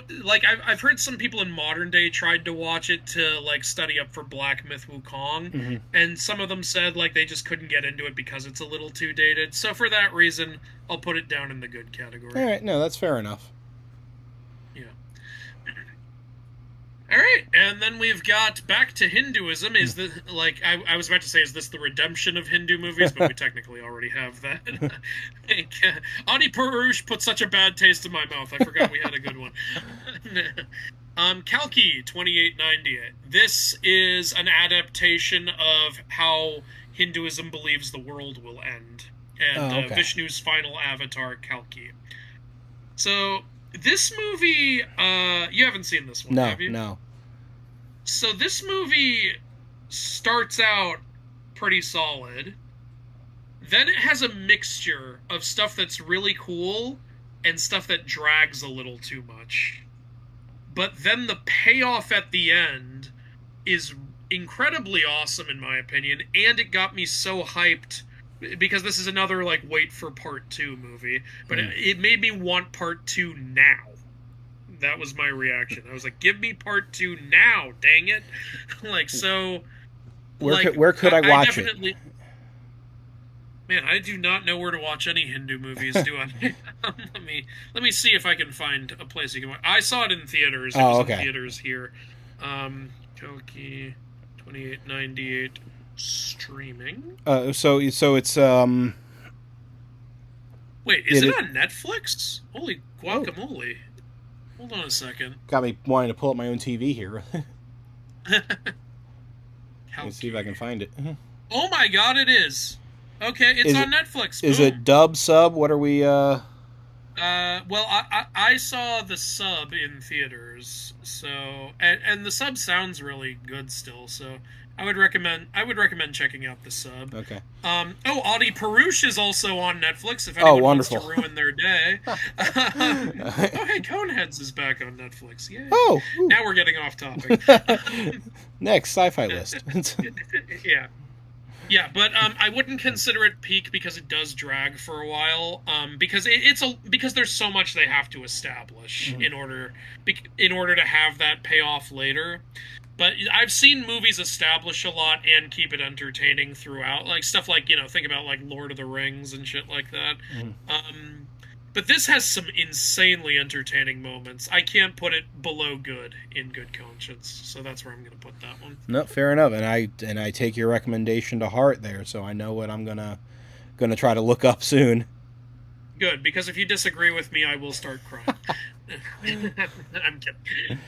But all right, Chaos. You seen this one? I started it. I couldn't. I fell out of watching it. It wasn't grabbing me the way I hoped it would, especially with the promise from all the characters. I mean, Jeff Goldblum is Zeus. That sounds like it should be so. It should be so perfect, but here's the thing, and I think this really says a lot about meme culture more than anything. But we've memed Jeff Goldblum to a point where I think he's leaning in on it himself. 100%. Yeah, but it's even in his commercials and shit. Yeah, no, it's prevalent in the commercials, and I can take it in commercial bits where he's leaning in on his own meme status. But this is a show where he's leaning in on his meme status, and it's. Yeah. I know I can't watch that. That's not enough to go off of. Dude, I totally respect that, because here Jeff Goldblum as Zeus in Chaos is either going to make or break the show for you. Actually, not necessarily even make the show for you. It's just it can definitely be a deal breaker. I went in knowing Jeff Goldblum was Zeus, so I was expecting that stuff. I was like, all right, let's just have fun and see how weird this show gets. Mm-hmm.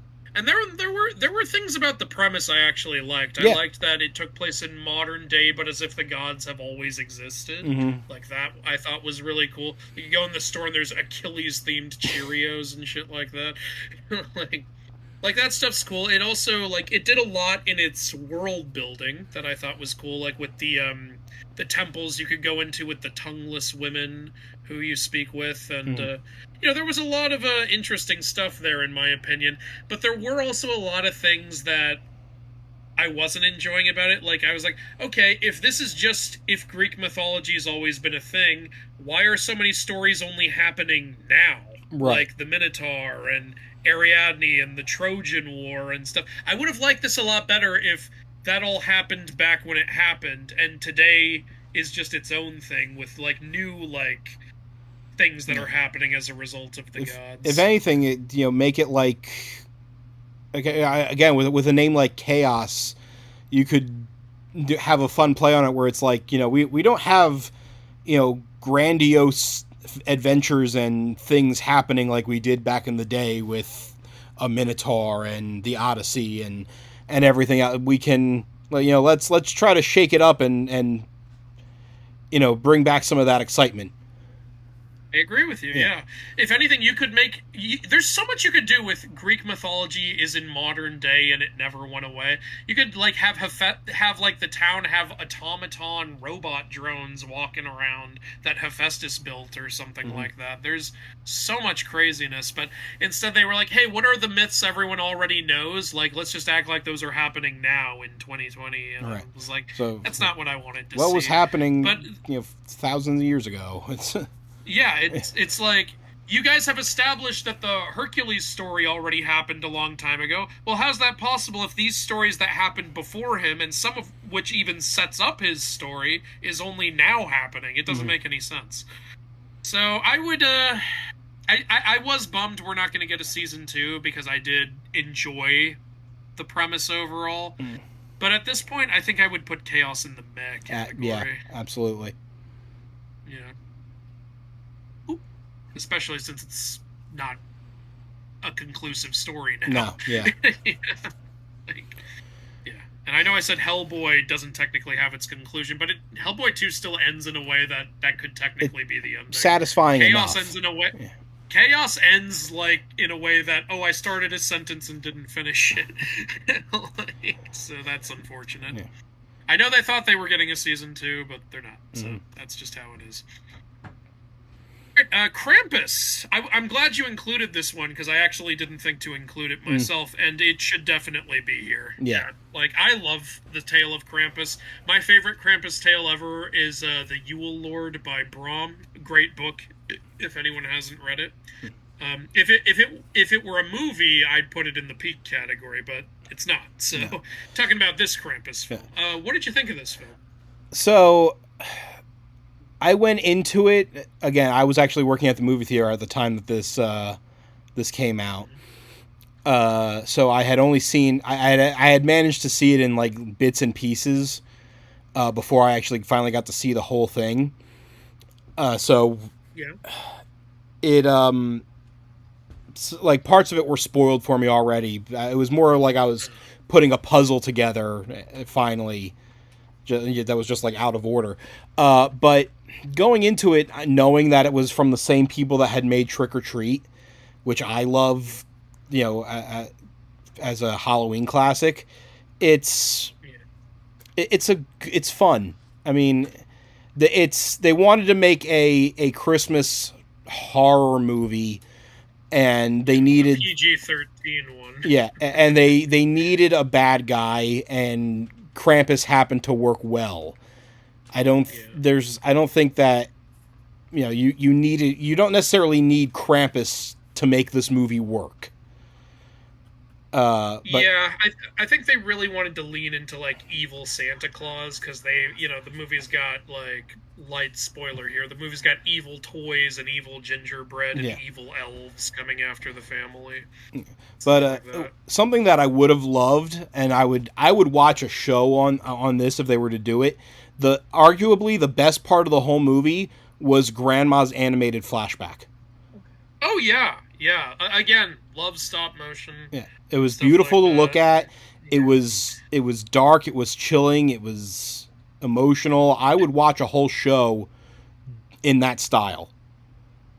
Yeah, and what's funny is you bringing up Grandma's animated flashback actually brings me to my biggest problem with the film, which is what that flashback reveals. Even though I love how that flashback looks so much, it's like, well, the reason Krampus came was because I was mad at my family and I wished they were gone. And it's like, oh, you mean every kid ever at some point?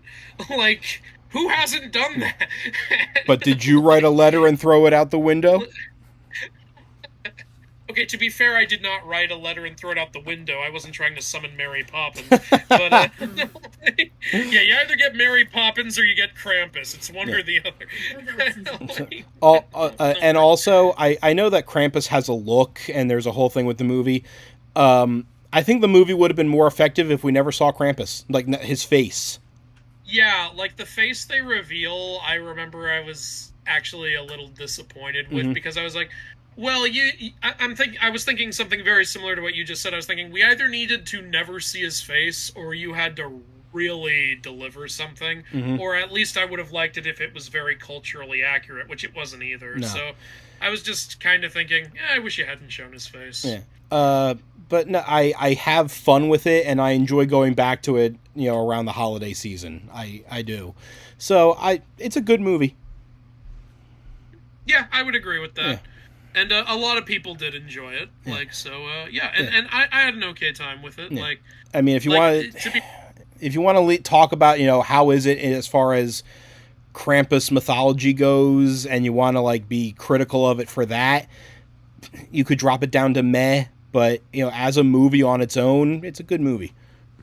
Yeah, if I put it down in meh purely because of that, I'm gonna have to revisit Disney's Hercules, and we're not doing that. Right. Fair enough. Here's the thing. I don't think Krampus' the movie's inaccuracy took away from it as a movie. So that's why I don't pull it down for that reason. I thought they did some really fun stuff with it, with like all the evil toys he has and stuff like that. And then we've got another masterpiece, Leprechaun. Okay. Wait, why is this Leprechaun and not Leprechaun Back to the Hood? Leprechaun in space. So, as far as I'm concerned, Warwick Davis can do no wrong.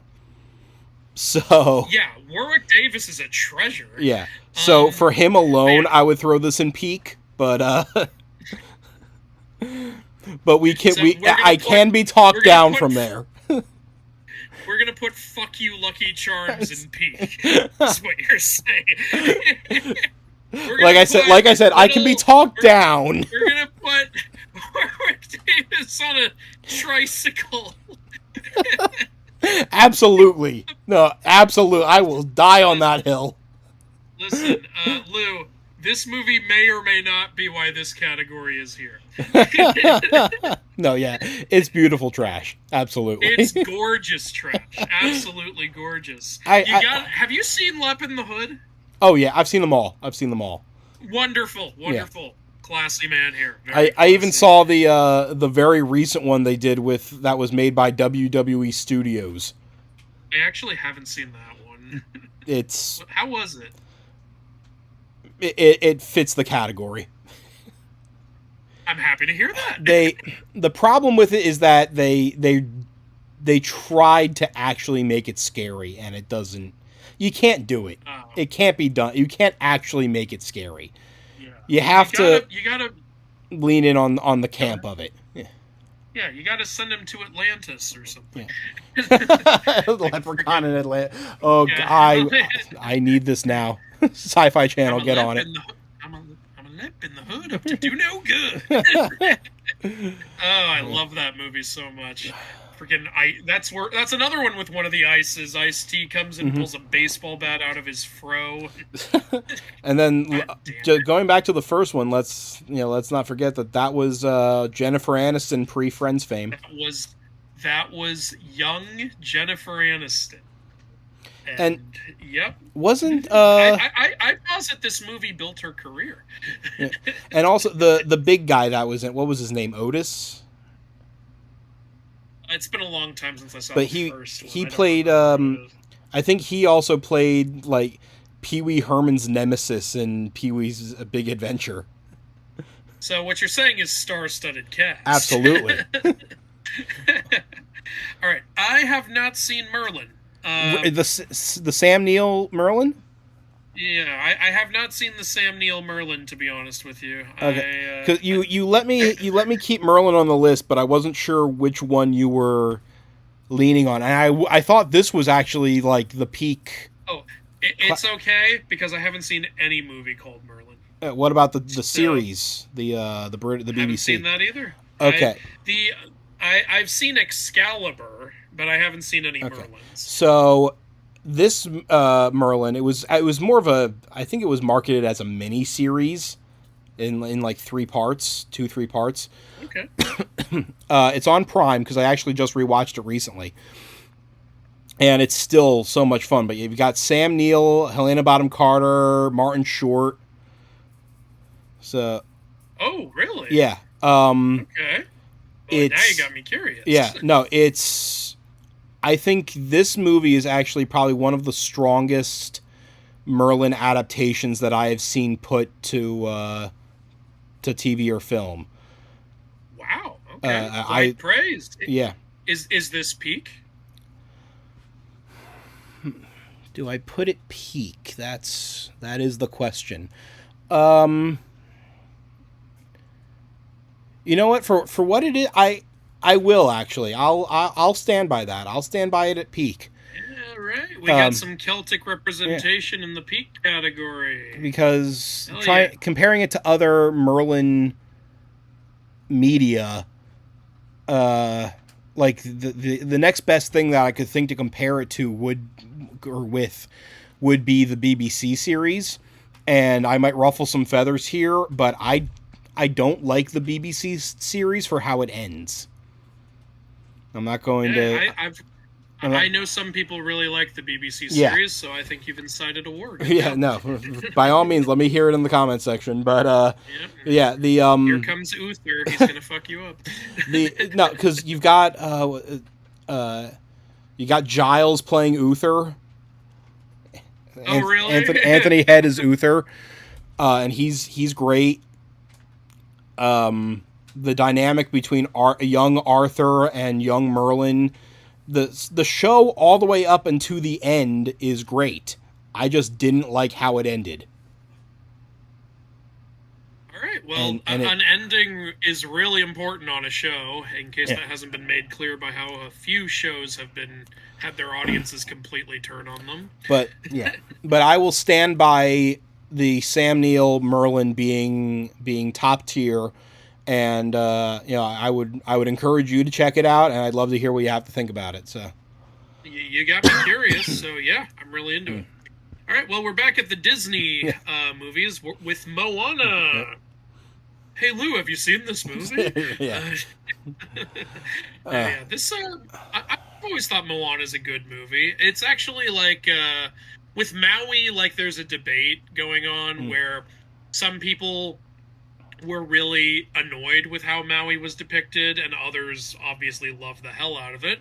I'll throw in my 2 cents here. Maui's actually my favorite Polynesian god. I really liked how Moana handled Maui, honestly, because people tend to forget Maui had a huge freaking ego in the myths. He was a trickster god. He always wanted things to go his way. People forget the story of him and the sun is him literally just being like, oh, there's not enough time in the day to get things done. So then he just lassos the sun, pulls it down, and starts punching it until it agrees to be in the sky longer. Like, that's what he's like. Yeah. And he's so full of himself and does so much shit just to do it. And I thought him in the Moana movie felt like, he could have been that guy. 100%. Same energy, yeah. I learned about, I had never studied Polynesian culture before Moana came out, so I did my own looking into Maui. And yeah, the You're Welcome song kind of like speed ran his myths, but there was nothing wrong about any of them. They did cover them. Yeah, like burying the eel's guts, pulling the islands up out of the water, like again, lassoing the sun, yada yada yada. Like, yeah, like it was. If anything, that was kind of educational. Yeah, like for the audience. So I mean, it does what. If it's not going to teach you directly, it did what it's supposed to do, which is make you curious to find out what the hell are they talking about. Yeah, right? Like some people actually didn't like that. Like, some of the people who were offended were like, why is Maui fat in this movie? We didn't depict him as fat. And I never actually took it as he's supposed to be fat. I took it as he's supposed to be insanely muscular. Yeah, he's wide. That's like, all. He's strong enough to pull this. Yeah, like, some of the most muscular men out there have really wide chests. This is something a lot of people forget. Like, he's just a wide guy. Like, he's super duper freaking strong. Yeah, no, I think the thing that confused people is that because he didn't have, like, abs, he must be fat. It's like, you can't do the tattoo bit if he had cut abs. Yeah, and also, like, strongman bodies usually have some added flesh on there. They're not usually cut with an 8-pack and stuff like that. So I personally don't know if I'd call Moana a peak movie. It's definitely at least a good movie. Oh, absolutely. In my opinion. But yeah, like, what do you think? Should I throw it in peak or should I throw it in? No, good? I would put it in good. Yeah, I agree. If this was like strictly a Disney list, then we might have a different conversation about peak or not. But overall, this is it's a good movie. I've gone back to it plenty of times. Oh, and Moana 2 is lame. Oh yeah, just putting that out there. That's like bad. that is meh at the max. Like absolutely like disappointing film. It was a failed TV series, and it showed. You know what's funny is it didn't even get a chance to fail as a series. They wrote it as a series, and the exec went, "Actually, movie, go." Yeah. And they went, "Okay." But you could literally feel where like the episode breaks were in the movie.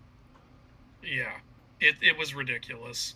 All right, so Mortal. This one was entirely your idea. You are the one who knows it. I know almost nothing about it, so you have the floor.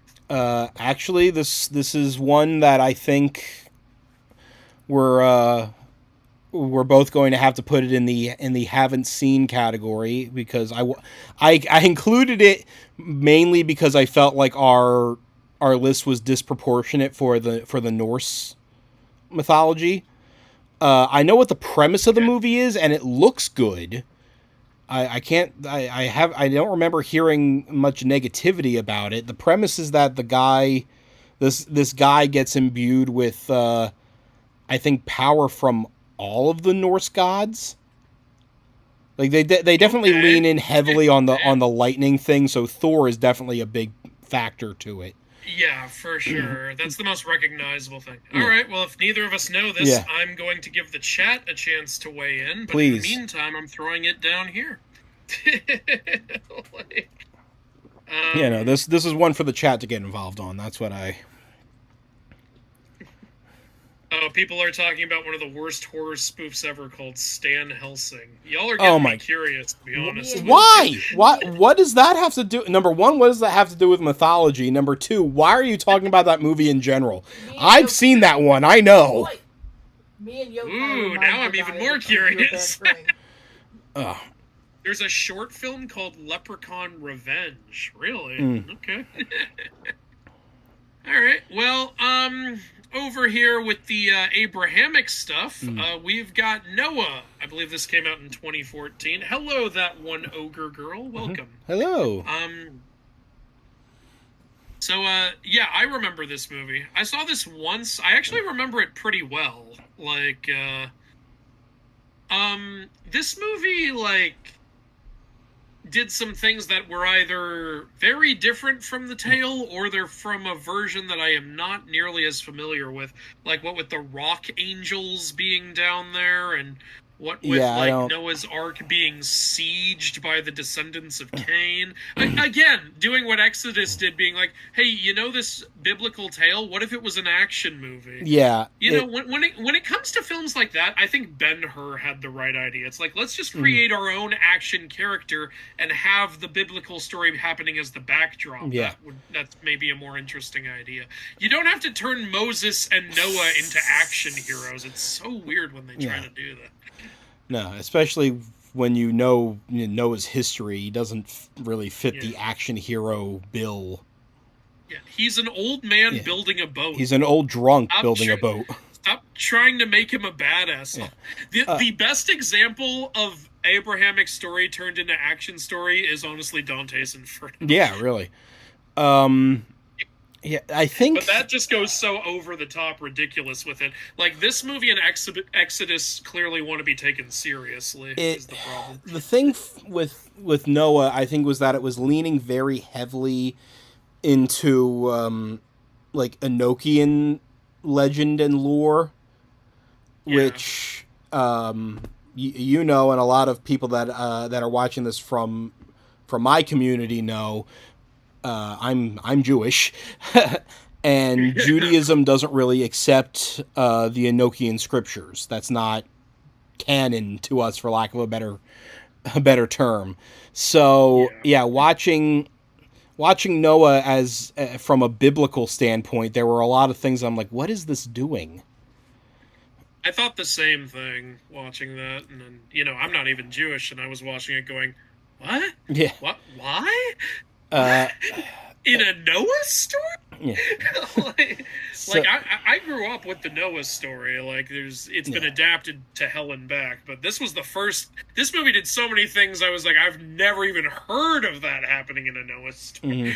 Mm-hmm. And so then, trying to base it on a movie on its own, it's fine. Just as honestly, I put. Go ahead. No, I was going to say I can throw this in meh and be fine with it. I'm 100% with you. Yeah. I consider this a similar movie to Exodus, like in the style that I'm just like, yeah, that's a thing that exists. It's not terrible. It doesn't make me mad, but I can't check chat. What is it? Lauren Potter. Hey, it's unlockable content. I know that guy. Okay. All right. So next one. Alright. Here's one that Yeah. I almost was worried that you. I don't know why I was worried that you wouldn't have seen it. Because of course you should have seen this. You would have, but there was a part of me that was worried that I'm like, am I telling him about Oh Brother Where Art Thou? No, you are not. But you know what's amazing? I didn't seek this movie out when I first saw it. I saw it on TV, and I didn't know that it was an adaptation of the Odyssey until a certain scene where it becomes incredibly obvious. The scene with the sirens, there's not much you can... There's not a lot of different ways to interpret what's happening there. They literally call them sirens. They literally call them sirens. Like, literally, oh, you turn Pate into a horny toad, you sirens. Like, they were, like, merging the siren part with the Cersei part a little bit there. My father was the one that got me to see this, and we both love this movie so much. We quote this movie at each other. Like, not with each other. Like, we have had whole conversations that were basically just quoting from this movie. That's great. Do not seek the treasure. I had 2 weeks left of my sentence. You ruined my life. I don't get it. And then one other funny moment from this. I showed this to my sister and her husband because they hadn't seen it, and they were loving the movie. And then it gets to the clan meeting. Yeah. And my brother-in-law is like, you know, their meetings are like weirdly ritualistic like this. And my sister and I both did like a slow head turn. It's like, and you know this how? Yeah, why are you weighing in? So what you're saying is the movie did its research. Yeah, no, so it did its homework then. Good. But yeah, no, for anybody that hasn't seen this movie yet, make that the top of your next watch list. This is a great film. Yeah, honestly, the way that really it tied in the myth. Not only did it tying in the myth, but flipping it on its head and making it a comedy of errors. Yeah, like the Odyssey just happened because y'all are a bunch of fuck ups. Yeah, no, it's the what if we made the Odyssey, but everything went wrong for Ulysses. Wait, Lou, we can't be sure Poseidon wasn't causing it. Like, they never confirmed that he wasn't. Well, that is the one thing that the movie doesn't give us. Yeah, I know. But we do get a Hades analog. When are you going to react to Epic the Musical? I'm working on it. What was the thumbnail Magic the Gathering? It's the filler. Oh, someone asked, why is the thumbnail Magic the Gathering? It's my filler. Yeah. Go on. Yeah.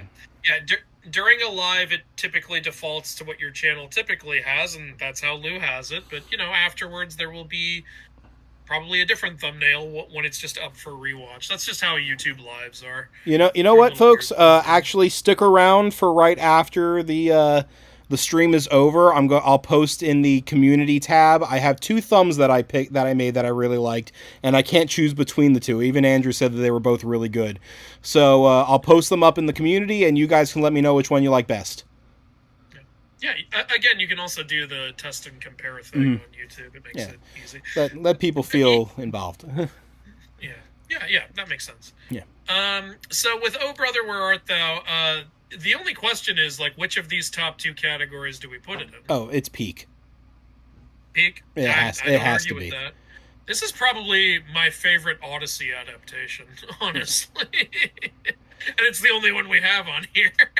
Yeah, ironically, yeah. By the way, this is 100% true. When you sent me the list, I was like, okay, I need to make sure to add in Oh Brother, Where Art Thou? I had a few things in mind, and I was like, oh, it's already on here. Yeah. Wonderful. All right, now we got the Percy Jacksons, all 3 of them. Andrew, do you have an opinion on Percy Jackson stories? Do I? I don't know. I'm just going to pick this one up and see if I have any thoughts, if anything comes to me. Anyway. The Lightning Thief movie, like, I personally consider it pretty bad, but it also did get a lot of people into the Percy Jackson series. And a lot of people have pointed out, look, it's a fine movie on its own. It's just a really bad adaptation. I'm like, yeah, but you're still an adaptation. Yeah. So, like, that's still going to count against you. I'll actually admit I was unfamiliar with Rick Riordan until I saw the movie. Yeah. So, but so what? In that case, here's some important way. What did you think of the movie before anything else about Rick Riordan? Before I forced you to read the book. I thought it was fine as a movie. There were two things about it that really stood out to me. Three things that really stood out to me. Okay. One, I remember one of the first time that I watched it, we were actually on a car ride somewhere, but I was watching it with my niece and nephew in the car, and it got to the part where with Medusa, where she says, "I used to date your daddy," and I burst out laughing. I'm like, "Really? Is that what we're calling it?" So I was like, "Okay." I remember. I thought that line was funny. Like, yeah. Like, God. So that was one.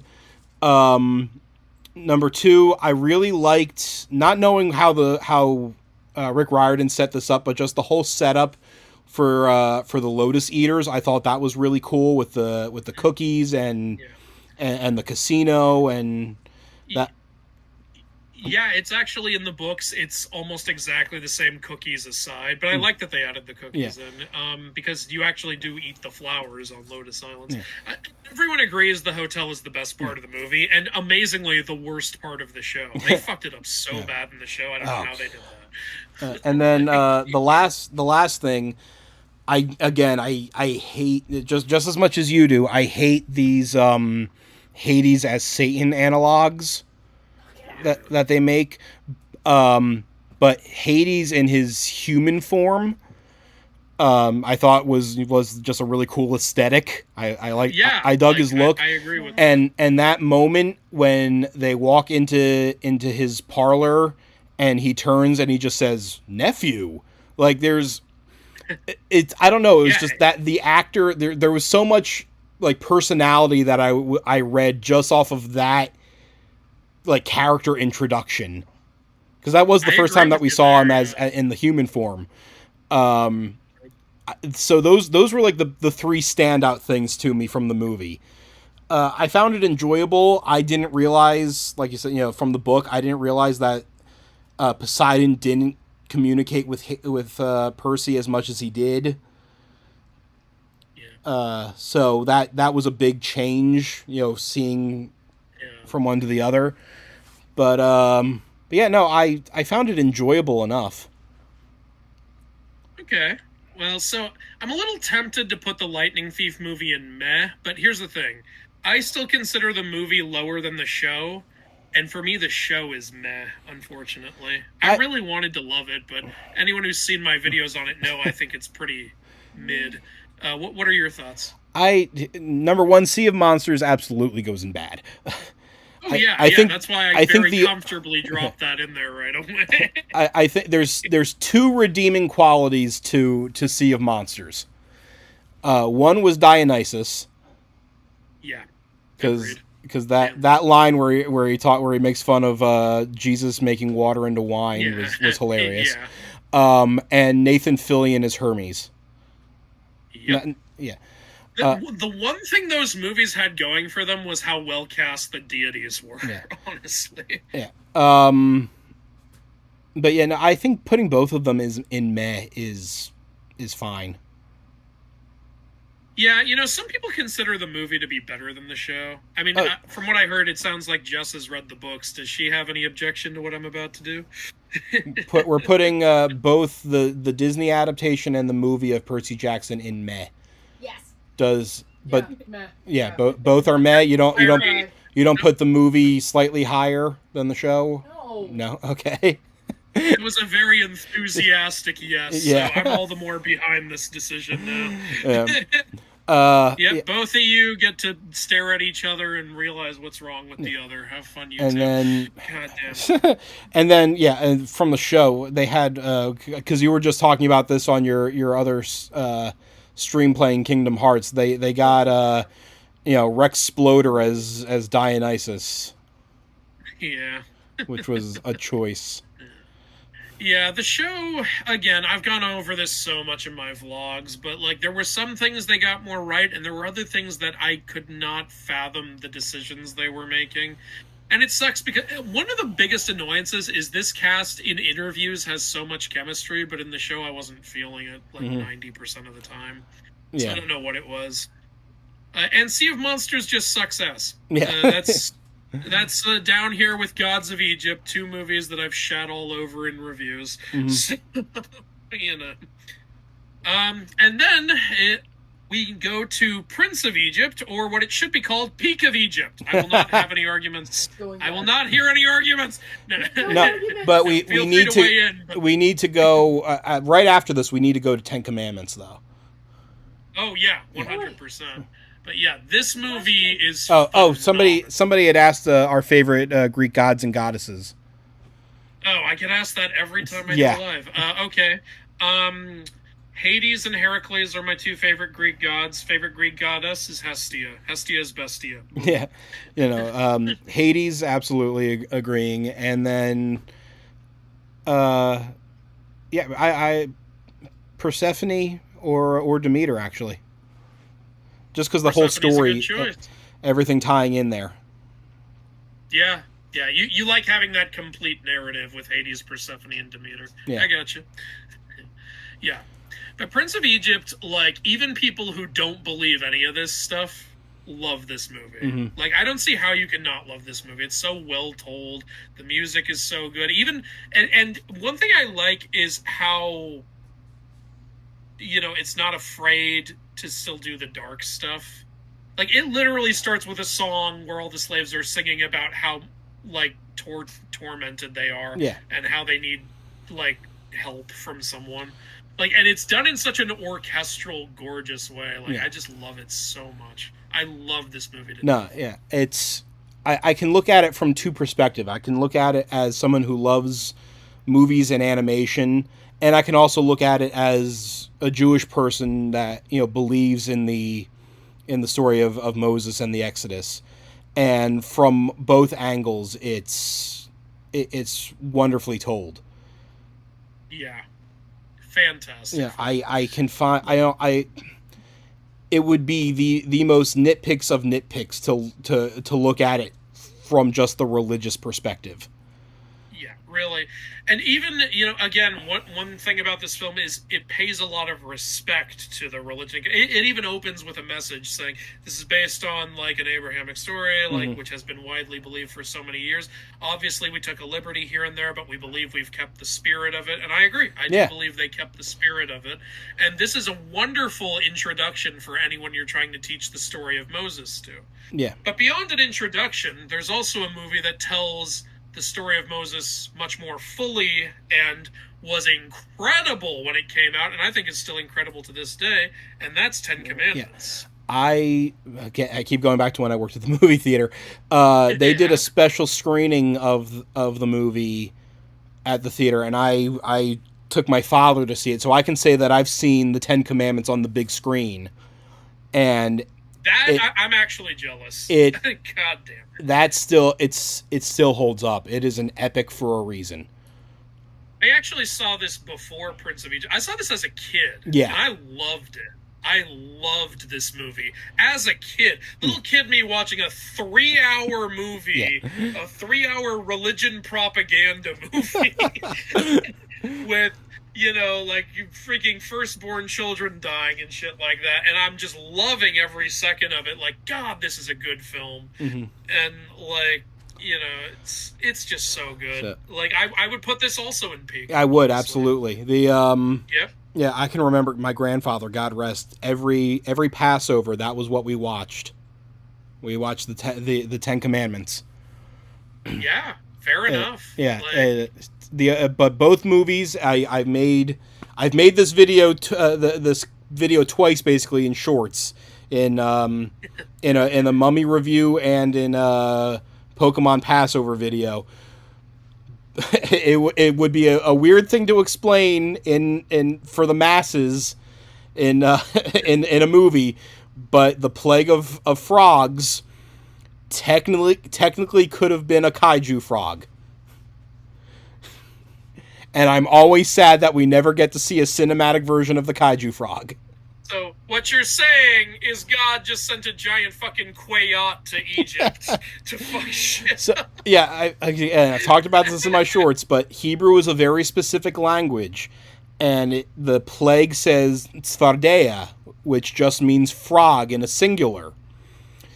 So there are some interpretations of the story of that plague where it was a kaiju frog that came out of the Nile, and when the Egyptians tried to beat it back into the river, that's when it actually would like explode into smaller frogs. Hey, card game idea. That would be amazing to see. That please and thank you. You know, Lou, you can't be sure it wasn't just one regular-sized frog that God sent to be just annoying. Like, get that asshole out of here! So it jumped in my salad, ruined it. It's like a lightning fast frog just gets everywhere. Yeah. One thing that I don't remember either version doing though, and I always thought that this was a really cool thing when learning about the story. When I was in Hebrew school, was that certain plagues were actually started by Aaron and not Moses. Yeah, I've actually heard of that from the story. And what's interesting is the Tempest short film about Moses actually shows like Moses giving the staff to Aaron at one point, but then later on they still even that version still just shows Moses doing all the plagues. And I remember as a kid thinking, why do you have to give the stick to Aaron? And then eventually I heard the original story. I was like, oh, that's why you were maybe you were originally planning to have him do more of it, but for some reason you didn't. So, I'm trying to remember. It was when I think it was two main moments. It was the first one was when he turned the river into blood. And the reason that Moses didn't do it is because he was kept. This is how I remember learning it when I was a kid in school. Because the river didn't take him when he was a baby. It was like he didn't feel like he could damage the river. So he felt loyalty to the river, basically. Yeah. And same thing, and the same thing with when he turned the sand into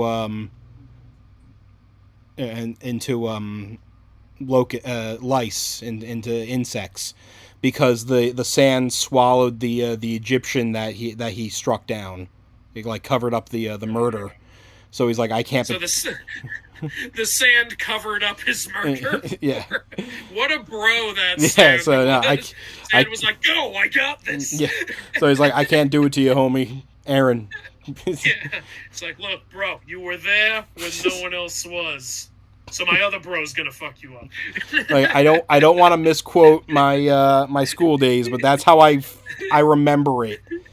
But yeah, it's just little facts, little. Look, everyone, Lou's in here with the fun facts today, with the some stuff even I didn't know. I'm unlocking content for you. That's what. Yeah, you are. You're unlocking content. Yeah. Hell yeah. This content was indeed very unlockable. Yeah. You're properly named. Yeah. People are agreeing with us on the Prince of Egypt choice. Well, you people should also check out 10 Commandments. If you haven't, please, yes. And that brings us to Record of Ragnarok. Now, considering what you said about this show earlier, I'm going to assume not high praise. Yeah, no, Jess was very excitedly just saying, and I agree, the best thing that they did with Record of Ragnarok was Season 2 with Jack the Ripper. Yeah, a lot of people liked that. Yeah. You know what's fun? One reason nobody has a problem with the Jack the Ripper story is because we still don't know who the hell that was. Yeah. So you can do whatever you want with the Jack the Ripper story. That's the one place where your weird, out there, insane creativity and not doing real research is totally fine and pays off in so many ways. We did our anime test run of Record of Ragnarok, and when you get past the the jokey cringe opening where we're at where we say we're at a convention, and we actually get into the review. We break down the first 3 episodes, and when you really sit there and you think about them, you realize just how little is happening in this show. It's... Yeah, no, I was, Wilda and I, mainly me, because Wilda would laugh every time I would do this, I was yelling at the damn screen, like, will you get back to the fight and stop explaining that, oh, he took a step with his left foot. You want to know how he learned how to take a step with his left foot? Yeah. Well, when he was a baby, his mom put a fucking Jolly Rancher in front of him, and he took a step with his left... Oh, now he's stepping with his right foot. Let's tell that story. I was like, shut the fuck up and get back to the damn fight. I don't care how he learned this technique. I don't need to know. Get back to the fight. Lubu was the basic anime fighter that wanted a challenge. Good for you. Thor apparently lived in Attack on Titan for some reason, because Asgard is a walled city now. And it was Thor's backstory was just still images. I don't know, like, what did you have $5 to make that episode? Like, what are you doing? And then and then also just the depiction of the characters. I watch the review.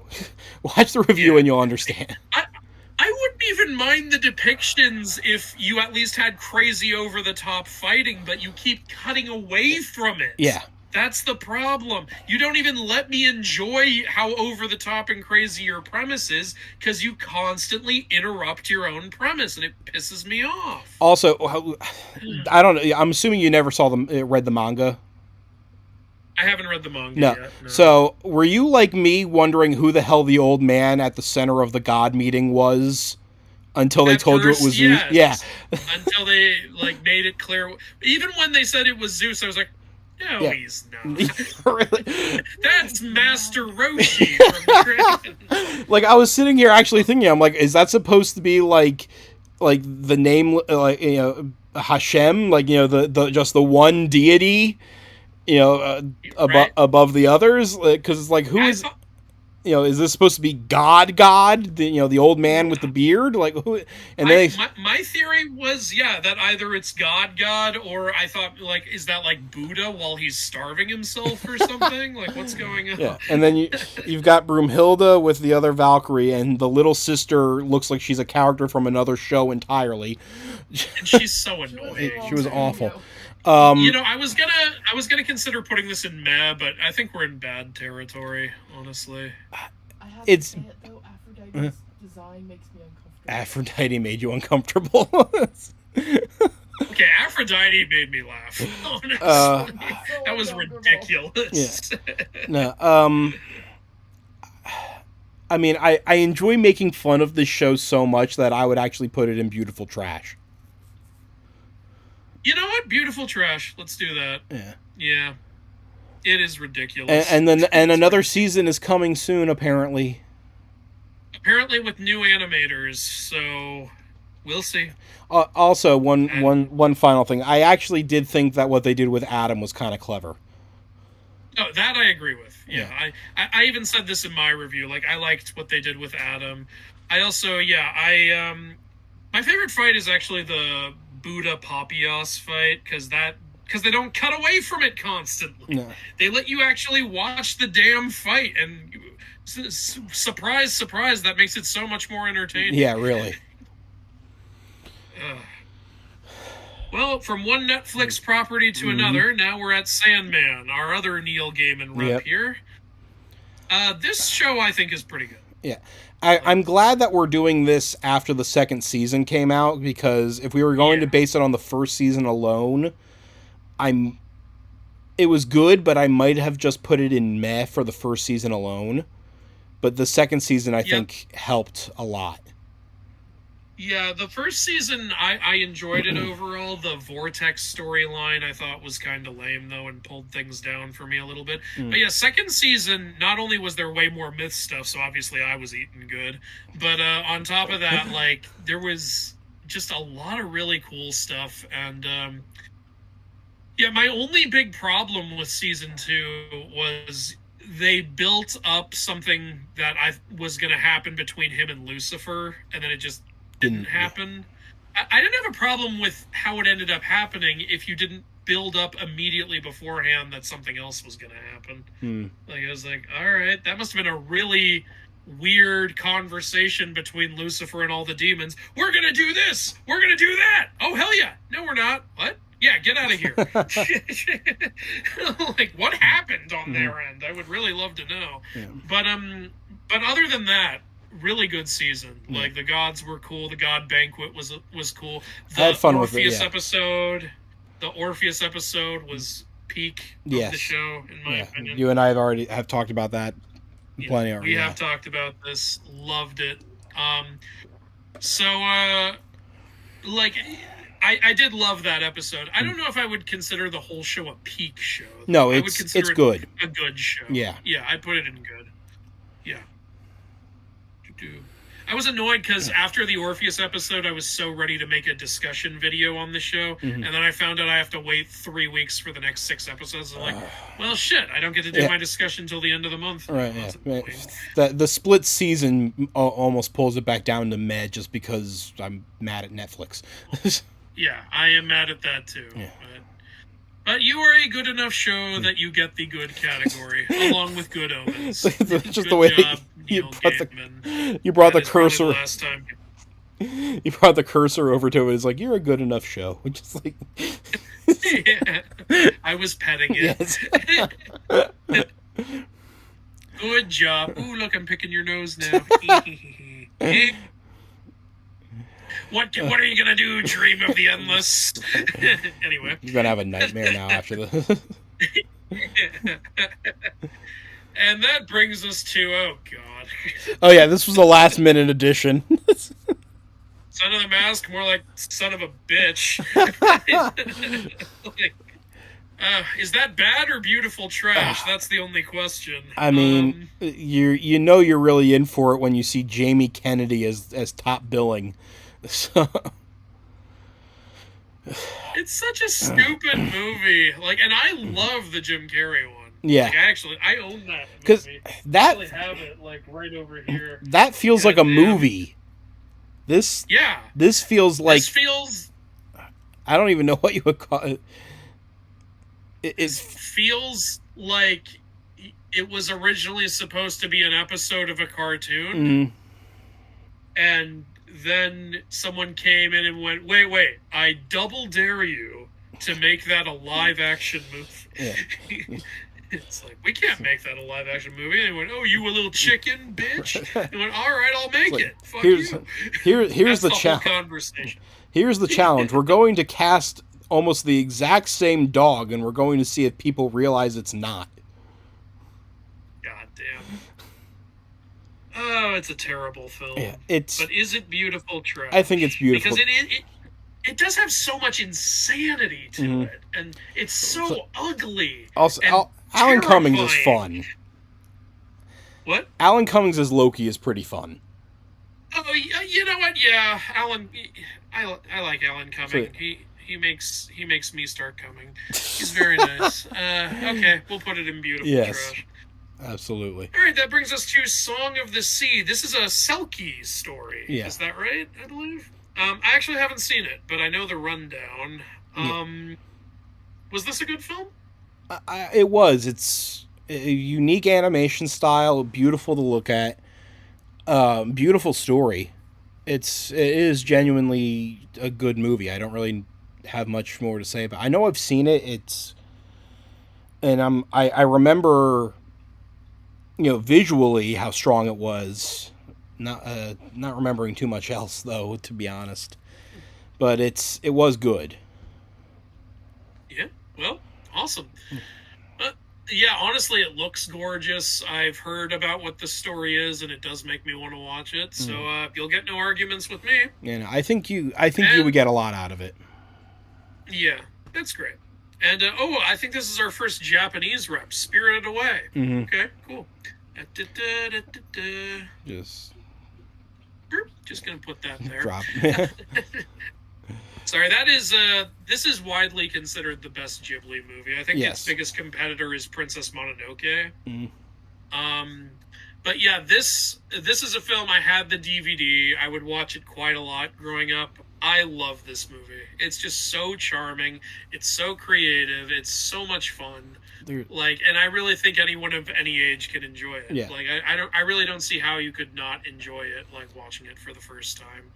It simultaneously tells you so much about Japanese culture and mythology without getting into any specifics.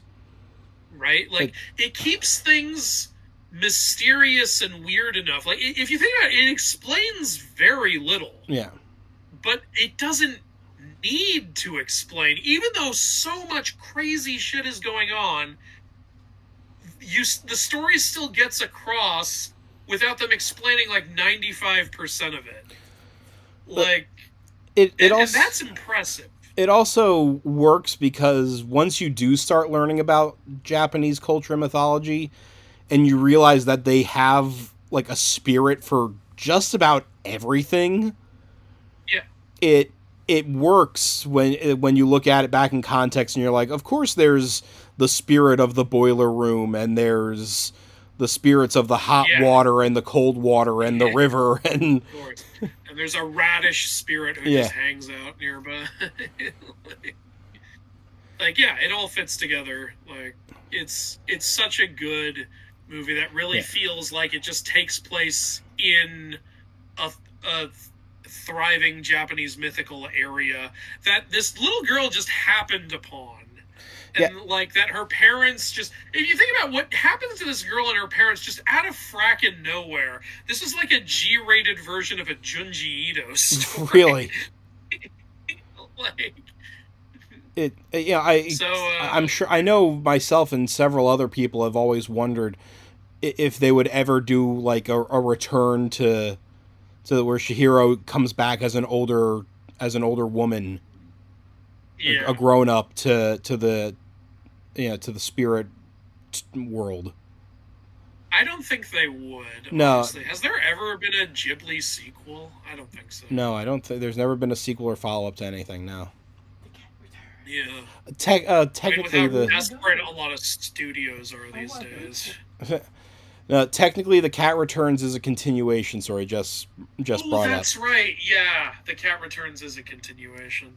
That's the closest we've gotten. Yeah. Yeah, but I really don't want them to make a sequel to this, especially because like, didn't they do like Earwig and the Witch recently, and that was a CG movie? Yeah. I don't want a CG sequel to Spirited Away. Please, God, don't do that. And admittedly, I still need to watch Boy and the Heron. Yeah, me too. Yeah. All right. Well, Tall Tale. I tried to watch this on Disney Plus, but my Disney Plus was being all weird. So I actually didn't get a chance to watch it, which sucks because when I saw the premise of the movie, like these three like folk heroes teaming up, I was like, I really want to watch this now. Yeah, no, I told you about this one. It's the thing we had Antlers on here as Native American mythology, but Tall Tale is the only thing I can think of that's strictly American mythology. Yeah, this isn't. As opposed to Native American mythology, this is Murican mythology. Yeah. So I did a short recently on a movie called Interstate 60. And the beginning of Interstate 60 actually starts with an interesting conversation between two characters where he says, America is unique in that we don't have a mythology. You know, Ireland has leprechauns, the Middle East has genies, Asia has dragons, but America doesn't have anything. Well, Tall Tale is not really true. No, but Tall Tale is like the best argument to that because we do have folk heroes. John Henry, Pecos Bill. Henry. Yeah.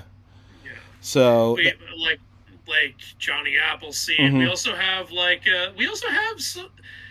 Look, one of the reasons people don't consider this stuff mythology is just because we're in the wrong era for it to be considered mythology. We've got, like, the Jersey Devil, we've got Bigfoot and stuff. Well, a lot of those you can argue are just retellings of the Native American mythologies, too. Yeah, on top of that, too. But, like, it's like when a really old Greek story gets retold by a later Greek poet, we still consider that a part of Greek mythology. Mm-hmm. So that's what I think is interesting about it. Yeah. But, how is this movie? I actually really enjoy it. It holds a special place in my heart, actually, and it's one that I don't think gets enough appreciation as part of Disney's work. Yeah, the general consensus seems to be a little bit against it. But you know what? Since you've seen it and I haven't, and we're on your channel, shall we put this in the good category? I would put it in good. I enjoy it, genuinely. Okay. Yeah, because I'll even be honest about this, because you seemed excited about it when I mentioned it. Until this movie, I had seen this movie, I actually had never heard of Pecos Bill. Yeah, I've heard of him, but I actually don't know his story. So, that's interesting. Yep. Okay, it has been 2.5 hours. We should probably pick it up a little bit. Yeah. Exorcist. This is a freaking classic. Yeah, no, that goes up in peak. This changed a lot. That goes in peak. Yeah. People walked out of this movie thinking an actual possession happened in the theater or something. Like, it's like, you can't really argue with that. Yeah. So like, this is insanity right here. Among my various hobbies and interests and background things, I actually have dabbled in paranormal investigation. Yeah. And I'm friendly with some people that are prominent in that community that have done have made movies about like the origins for where the Exorcist story came from, and like just years of research into that. Yeah. It's, I mean, now like, how true it is, that's a different debate, but you know, on its own, just as a movie and a representation of Catholic dogma, I mean, it's a brilliant movie. It is a very brilliant movie, and people are still trying to recapture what this movie did. I don't know if you saw Exorcist Believer, but please don't. No, I was convinced out of it. Yeah. That is not beautiful trash. That is hideous trash. Yeah. If we had Exorcist Believer here, I would have to create a new category for how bad that film is. Everybody just tries to recreate the face. That's all they're billing it on. It's like, here's a question. If you were a fish, what kind would you be? I'd be a flying fish. That way I feel like I'm above everyone else. That's just for the fun of it, just because I know that this story, and it's a fun thing for you to look up if you can. I'd be a cookie cutter shark, because it can sink a submarine. Yes. Okay, fuck the subs. Yep. Look that up. Cookie cutter shark sink submarine. You'll find an interesting story. All right, well, next up we've got Netflix's Monkey King. This I liked. I considered this like a Monkey King equivalent to Disney's Hercules. Yeah, I actually went out of my way to watch it recently because I hadn't seen it before. And, it's... Or if I had, I didn't remember it. It's... fell asleep anyway, but no, I refreshed myself on it, if nothing else, and yeah, it's because it works as basically it's a prequel to Journey to the West. Yeah, in some ways, yeah. And one detail I love about it is when they go to the underworld and he says, "Pretend to be dead," like she starts literally hopping the way a Chinese jiangshi would, and that's something like most people won't get, but I loved that joke was in there. I was like, that's for people like me. Mm-hmm. So I'm going to put that in the good category. Yeah, absolutely, yeah. Yeah. I have not seen Possession. Have you seen this? I have. Again, this is one of those stories where they wanted to make a horror movie. They wanted it to sound exotic. So rather than just say demon, they're like, okay, what can we pull from that sounds different that other people haven't done? They're like, okay, let's go to Jewish folklore and pull Dybbuk out of the... Yes? I love that movie. Jess really loves the movie. The idea of, Dybbuks, that is Jewish culture. The idea of trapping a Dybbuk in a box is not something that's really outside of... the culture. The Dybbuk box as a thing that's represented in this movie is not a thing. It's okay, so they made shit up as they went. Well, it was based on something a guy tried to sell on eBay, and he made up this like whole big story about the wine cabinet that it was, because that's what it was in the movie. It's a box. She just has like a genuine box. He made a he had a wine cabinet, and he said it was holding a Dybbuk inside of it. And yeah, it was bullshit. But no, what a world we live in. You can make a silly fake listing online and inspire a movie. But because the idea of a Dybbuk, it's basically supposed to be like the way to explain having the morbs, having a dark cloud over you. If things are going wrong and you're having bad luck, like, and it's not just like, you know, a little bit, but it's like you've had like days and days of just being in a slump. It's like a Dybbuk is supposed to be like haunting you. Yeah. So the movie, Jess loves this movie, but you know, from the cultural standpoint, especially, and then as a movie lover, with some of the editing choices they made, because I did not care for a lot of those. It's kind of meh. So I'll let you fight with Jess about that later. Yeah, because the movie builds in its own commercial breaks. It literally has moments where, for that reason alone, yeah, Jesus Christ. It literally has moments where it just cuts to black, and then it comes back, and it has like this loud like noise when it cuts back into the movie. Like that's supposed to somehow be scary or really unsettling, and it's just annoying. Oh boy. Well, we're on a bit of a horror bend right now, because I'm going to talk about both The Ring and The Grudge, because not only are they based on the same creature, I have kind of the same thoughts on both films. So The Ring and The Grudge are based on the Japanese Onryo spirit, which is most often depicted as a woman in a bloody white gown. And the long hair. Probably sounding familiar. Yeah, long hair, like typically like obstructed face with the hair. So yeah, The Ring and The Grudge are both American versions of Japanese movies that were much more clearly based on those stories. But yeah, these movies and actually scary. I think they're all I think they're all right. They're actually like I remember the Ring. I don't think ever like scared me to like points, but it was unsettling. Yeah, while I was watching it. It made you scared of it made you scared of the phone for a little while. Yeah, like you watching that movie, your phone rings. You're like, why? Yeah. And The Grudge was kind of the same. Like, I didn't think either movie was great, but it was interesting enough. Like, The Ring was interesting enough that I went and watched the sequel immediately afterward. And yeah, The Grudge, like, again, kind of the same feelings. Like, what do you think? Yeah, no, they're great as horror movies. They're great for I mean, the Americanizing of them detracted, I think, from the Japanese myth of them, whereas I think the original Japanese versions obviously represented that a lot stronger. But you know, they're good lead-ins for their mythologies, for their lore, and they're good movies in general. The Ring made me nervous about my phone, my house phone, and maybe I'm alone in this, I don't know, but that little boy in The Grudge haunted my nightmares for a while.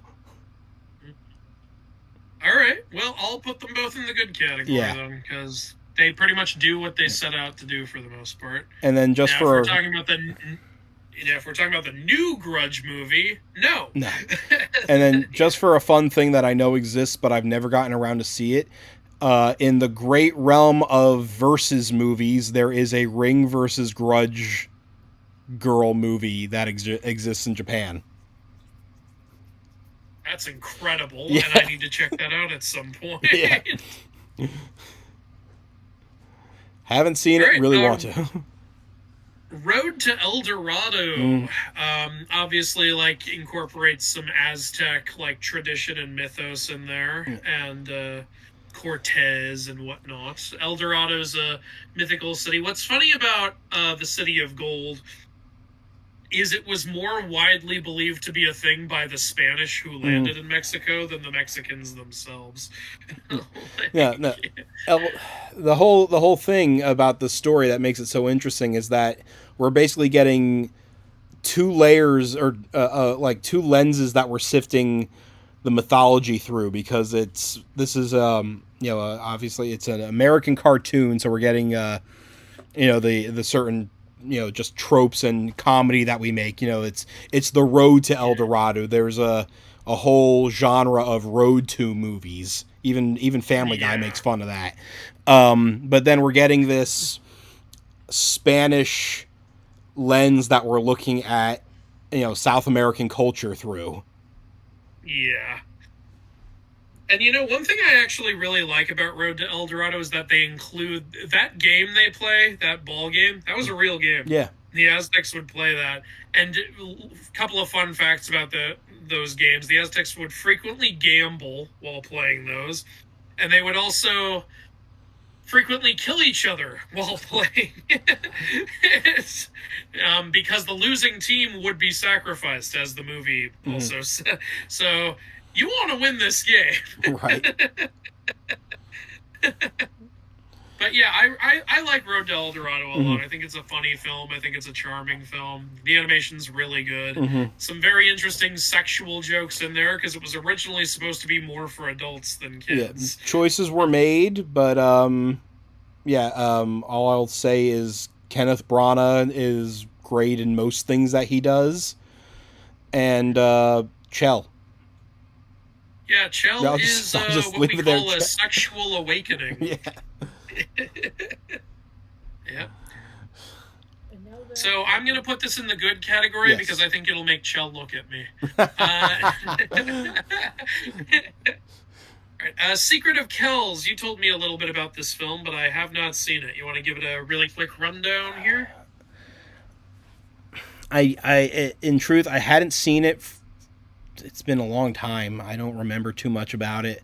I know I saw it. I was like in high school.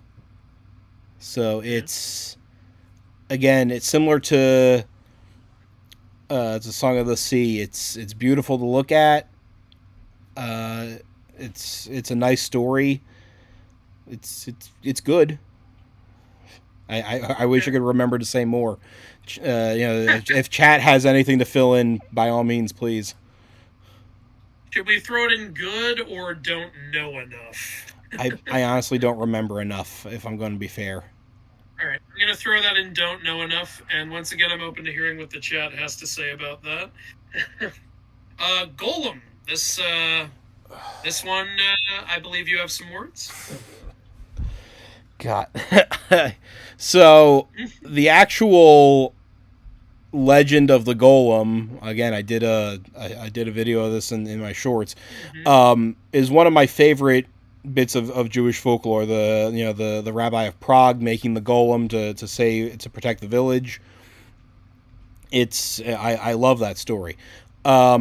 This movie, I don't know what they were thinking, because they made the Golem into an evil child. I know the Golem story, and what the fuck did you just say? Evil child. Yeah, I saw the movie once, and I was scratching my head through most of it. It was because, if I remember correctly, the woman either she lost her son, or she couldn't have a son or something, so she makes the Golem in her grief. And there are a lot of people that are like, you can't do this. This is a sin. This is not natural. And it leads the Golem child to act out, and shenanigans ensue. This sounds like kind of a fun, bad horror film or something. Yeah, that's a good way to put it. It's... Again, I have to look at it from two perspectives. As a Jewish person, bad movie. As just a lover of cinema in general, it's kind of beautiful trash. All right. I think for the fun of it, especially if it'll encourage you to check it out for something else that you could make your own content on, I'll throw it in beautiful trash.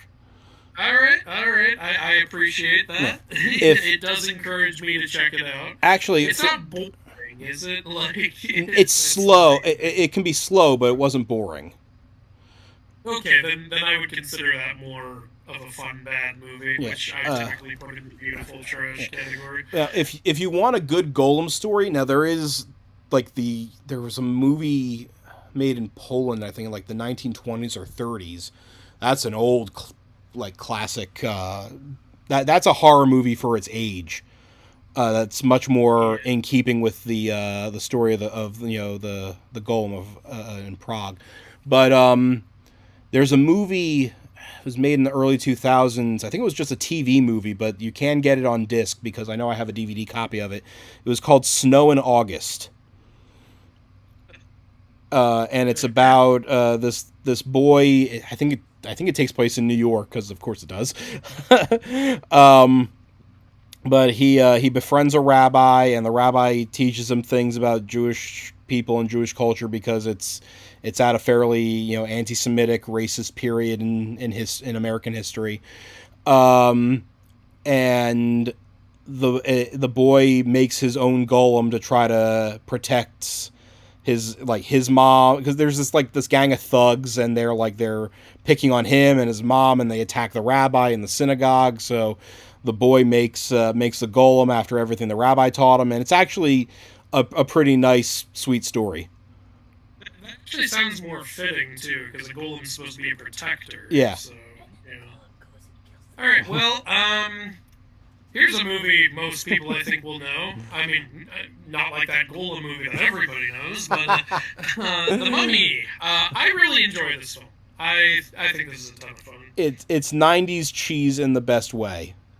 Yeah, it really is. And people keep asking me to do an inaccuracy video on it. I'm like, of what? You want me to just say Imhotep didn't come back to life as a mummy? It's not like it's not that kind of film, guys. I did my own. I did an inconsistent.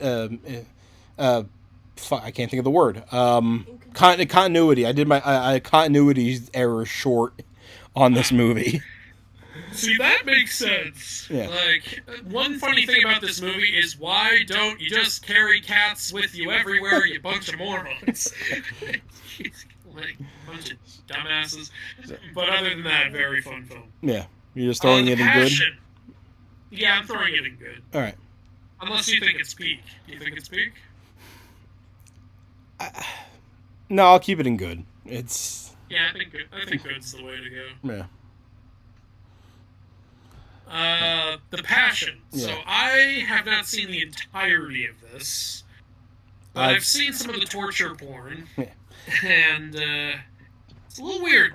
I've seen it from beginning to end, and again I have to do that like split perspective thing where as a lover of cinema, it's a well-made movie.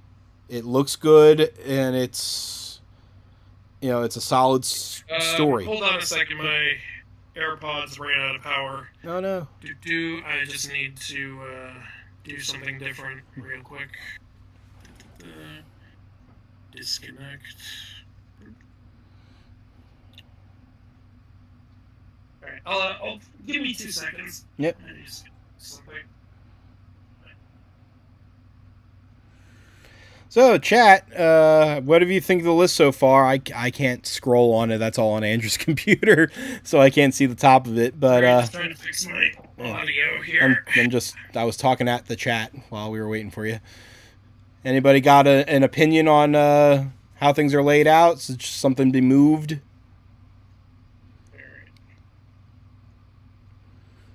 Bueller.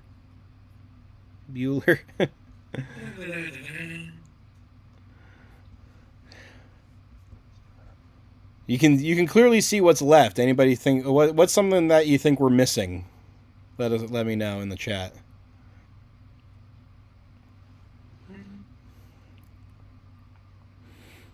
I can't see the chat. I'm doing this all on my laptop, so it's one big screen that I'm looking at. So Jess has been filling me in on the chat as we go. All right, I think I got them reconnected. Just give me a second here. Yep. All right. I actually have to answer something real quick. Sorry, Lou. No, Give me 1 second. I'm still going. Jess, you got anything for me? That one ogre girl basically said, so basically a cookie cutter shark just bites into the soft parts of the submarine. Yeah, he found the cookie cutter shark. So yeah, the cookie cutter shark is this is what we're talking about in a mythology Sorry video. about that. Yeah, it's like a foot-long shark, tiny, Have to tell thin, someone quick swimming thing, real quick. and it bit into the hull of a submarine, and it caused the ship. Submarine to go Yeah, boom. Yeah, it caused the My submarine to like AirPods decompress. aren't working properly, unfortunately. One says So- Mummy is definitely classic. Charles says Yeah. Good Omens season 2 was really bad. Mm. And that And now one they're not ogre working girl again. again once again That is says annoying. Road to El Dorado needs to be higher, not gonna lie. Where did we put road again? Just in good. Yeah. So Um, we're getting You hear me, Andrew? why is my sound not working? It's being very strange. So God damn it. yeah, road. Because again, road. You can argue how much it's showing of Aztec or South American culture. I'm sorry, Lou, my sound's not working. I can't hear a word you're saying to me. Jesus Christ. He just sees me moving my mouth, and he has no idea if I'm talking to him or Lou, not. I'm gonna try something. I'm gonna call you on Instagram, if that's okay. On Instagram, okay. And just talk to you on my phone, because I cannot hear anything through my computer. It's being Alright. really weird. Oh boy. All right. Alright, can you hear me now? Yep. Can you hear me? I hear you. Okay, great. Now you gotta sit there with your hand with the phone to your ear. I'm so sorry, like, these things stopped freaking working, and I couldn't hear anything. No, I'm sorry the power ran out on you, but no, we were just talking about if road really should move up a category or not. Oh, if it should be peak? Yeah, 'cause I was saying it's breaking down whether it's a really good representation of the South American culture versus just what the Spanish thought the South American culture was. Well, here's the thing about Road to El Dorado, in my opinion. Like, by the way, am I creating a lot of echo? No, I don't think so. I'm not. Okay, great. It's a very entertaining film, but it is a tonally mixed film in some ways. Like, it went through a lot of development problems, and I think some of it shows a little bit. Like, it's very entertaining. I enjoy it quite a lot, but I wouldn't consider it peak unless you really think it should be. No, I agree with you. That was a chat comment that they thought it should move up. So just breaking that down a little more. Yeah, that's fair enough. Where do you think The Passion should go? So yeah, that's what I was saying. As a movie, it's a good movie. As a Jewish person, and this is a perspective that other people might struggle to understand, but there was all that controversy about it being anti-Semitic, and yeah, I kind of agreed with it. So I can't call it bad, but I also don't feel like I can call it good. So I'll split the difference and throw it in meh. Yeah, dude, that's totally valid. And from what I've seen of it, I was leaning towards meh anyway. Yeah. So yeah. All right. Sorry, Jesus, don't strike me down if you love this. If you're like, how dare you? That was the perfect representation. No one ever got it so right as Mel did. I mean, your Jesus character got struck by lightning during the making of the movie. What does that tell you? Yeah. It's a little weird. I think God has an opinion when that happens. Well, and that brings us to the Thor movies. Hey, maybe it was Thor's opinion. Maybe it was. Maybe he was like, get that shit out of here. You ruined my Vikings. Oh, God.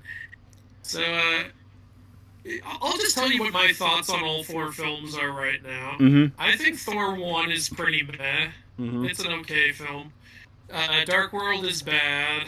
It's going through it again for the inaccuracy video was a bit of a chore.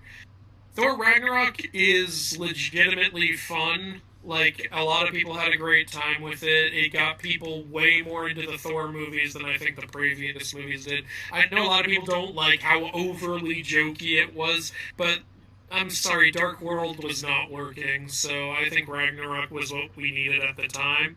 But then Love and Thunder took that way too darn far, and it just became constantly annoying. Yeah. So I would also put that in bad. So in order of films, I'd go meh, bad, good, bad. In all honesty, I didn't see Dark World. I'll be honest. The first one, yeah, I agree, is meh. Ragnarok was fun, and I think I fell asleep in the theater during Love and Thunder. You fall asleep a lot during these films. You know, I've never, when I was younger, and even when the Avengers movies were first coming out, I never really liked the idea of Thor as a superhero in general. I had a real, like, disconnect between having a god character taken down to superhero status. Yeah. And I realize that it's not really supposed to be like... It is and it isn't supposed to be like the same Thor, but... the character never really worked for me overall in that regard. To me, all four... I haven't seen Dark World, so but everything's told me, especially from you, seeing your videos, that's a bad movie. The rest, I would just put in meh. Yeah. All right. Somebody says I'm echoing, so I'm gonna try.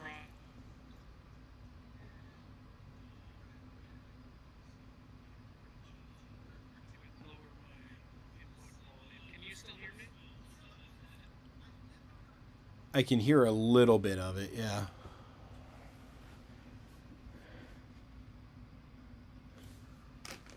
How about now? I can still hear you from my computer. I can put you up to my phone too. We can both be on the phone. Oh yeah, I think if you do that, I won't echo through the stream as much. Okay. So maybe that's... So this is Lou and Mythology Guy on the phone, everybody.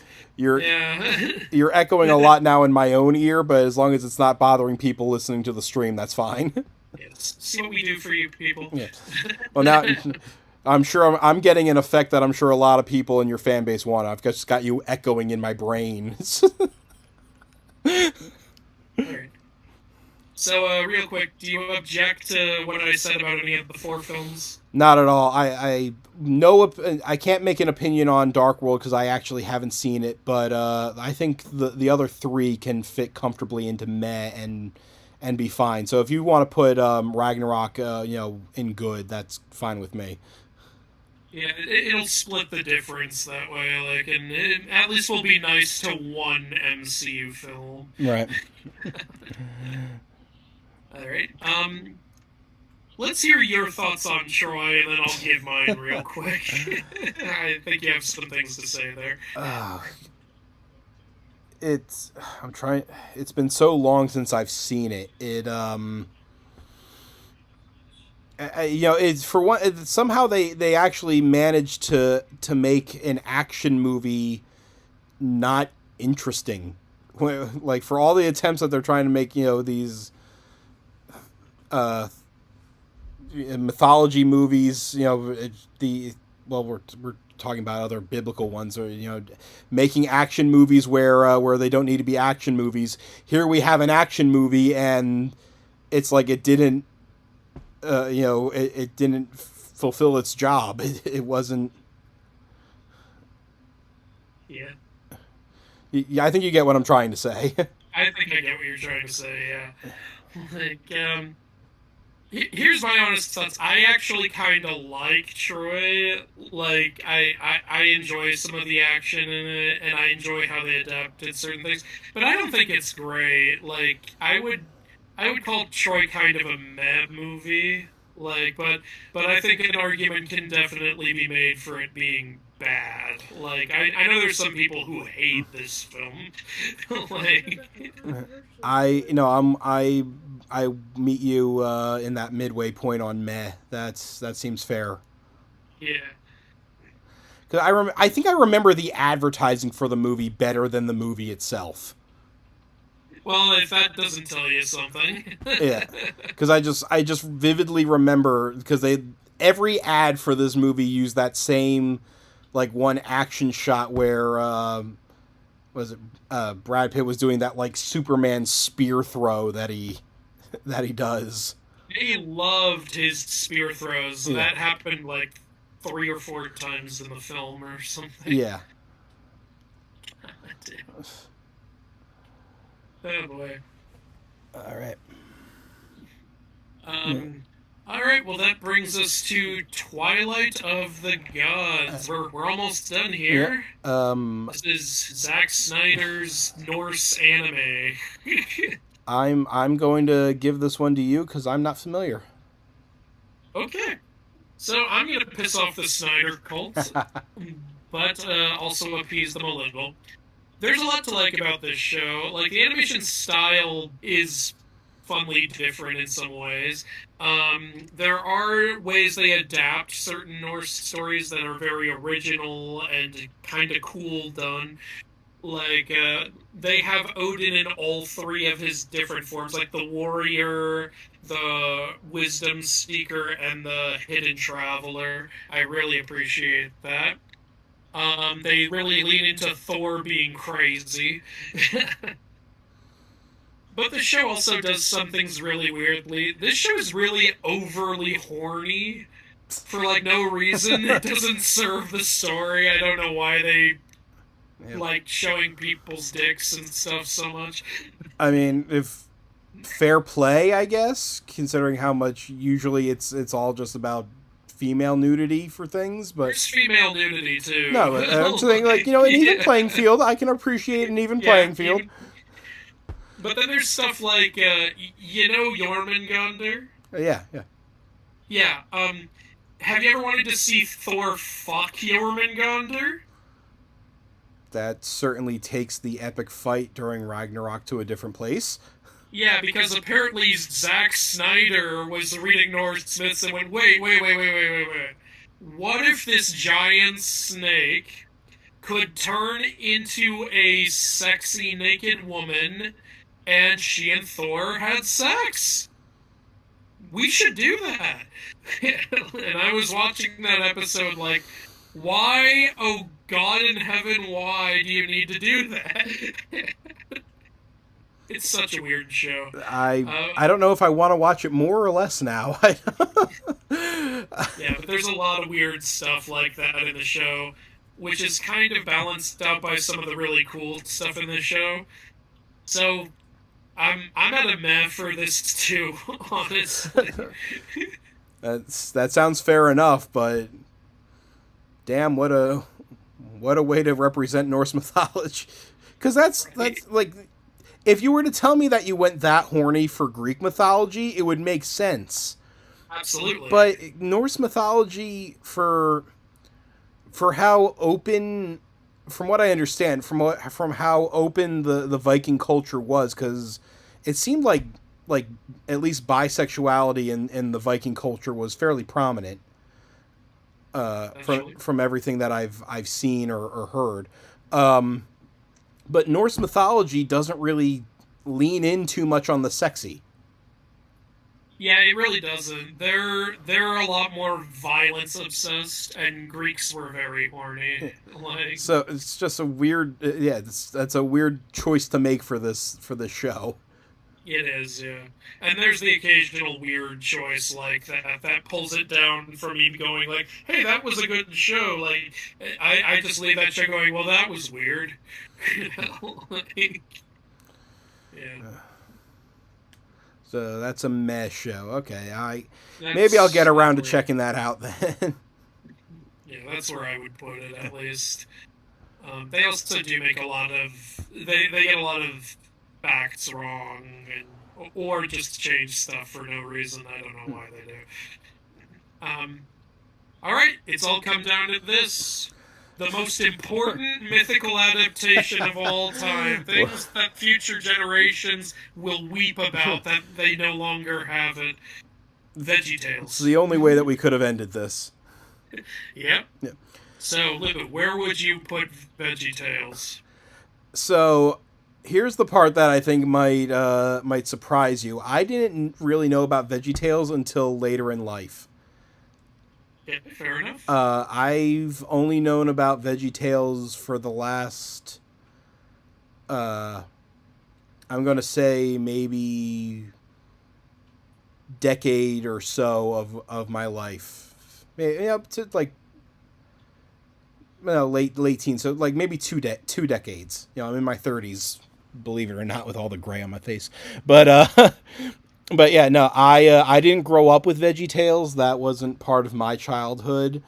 I didn't learn about Veggie Tales until my sister and brother-in-law, actually, because they were showing it to their kids.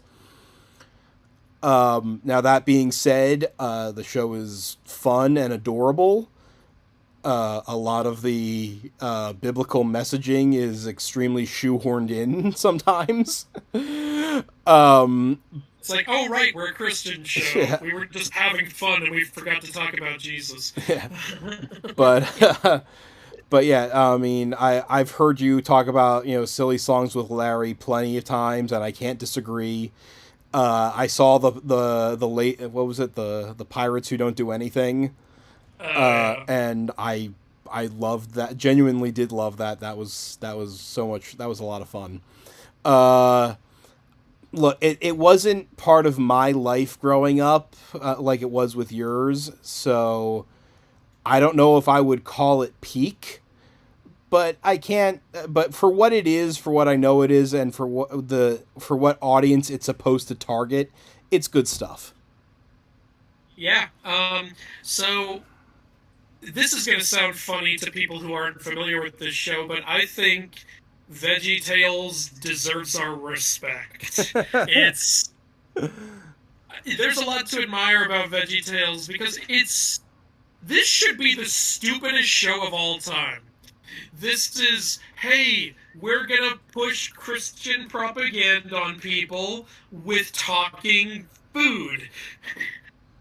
But the people who made it knew, they were like, we need to be fun first and propaganda second. We have to legitimately be funny.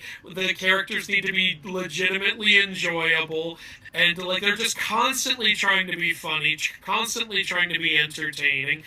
There are times where they'll like take an ancient like Christian or like some other kind of biblical story and like modernize it in a really funny and ridiculous way. Like the refusal to bow to a false deity occurs in a chocolate bunny factory.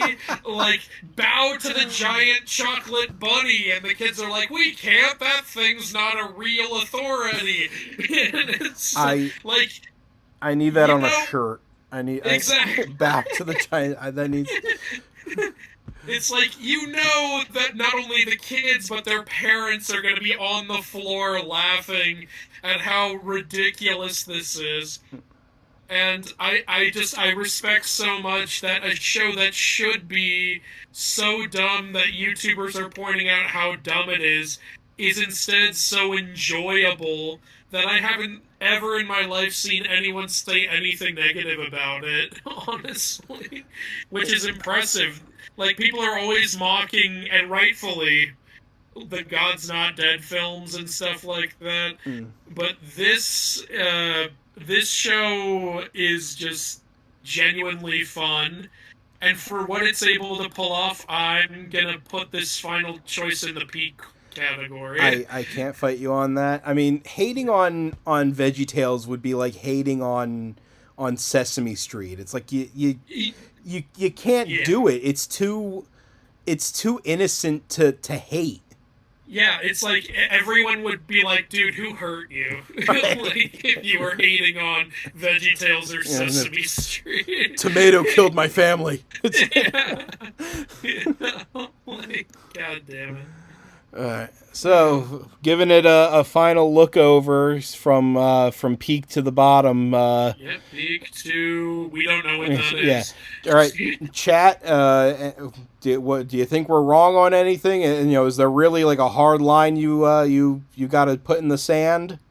Yeah, that one ogre girl is strongly agreeing with us. Okay, you have good taste there, ogre girl.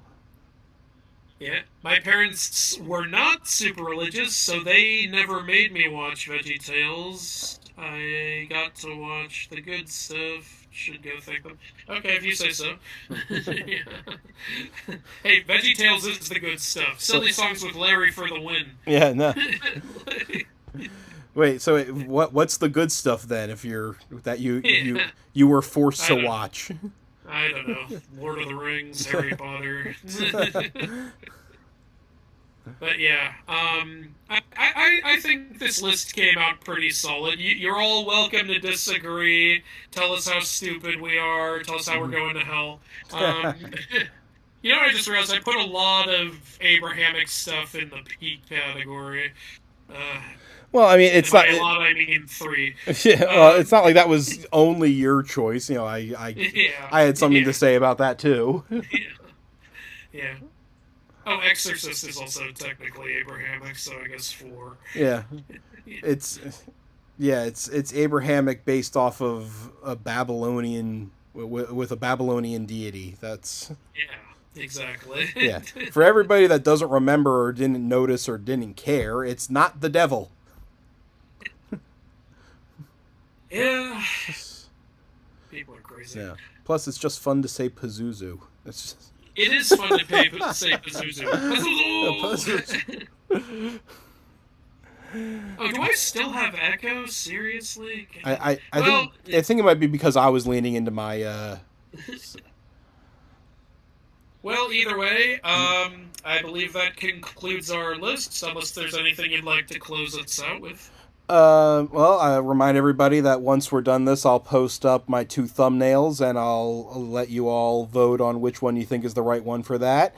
This was a lot of fun. We had, some great laughs and genuinely deep points and thought experiments, and Andrew, it was so great to work with you. This was really an honor and a pleasure, and it meant a lot that you found Unlockable Content a good enough channel to be seen with us. It's, the ransom time is blink slowly if you're being forced into the... I was able to overcome my elitism and be seen with you.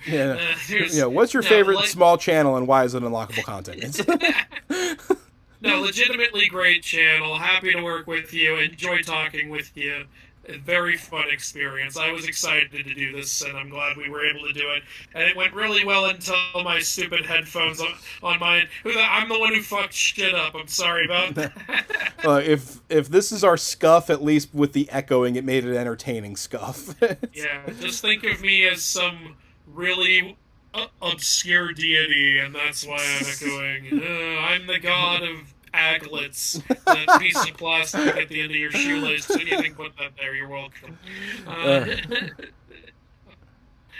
Yeah, but no, a lot of fun. Happy to do it. Yeah. All right. So everybody, we hope you had a lot of fun. Thank you for coming around to check it out.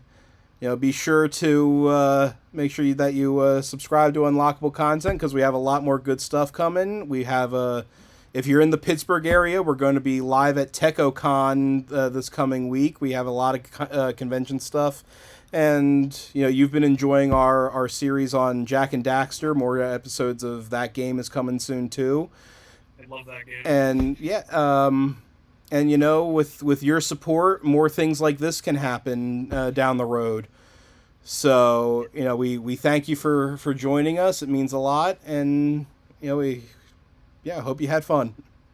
Oh, and if you guys really like this, but, like, you thought we were missing a bunch of mythical movies you really want, you can just comment the ones you really want, and if this does really well, might happen again. Who knows? Yeah, we might revisit this, yeah.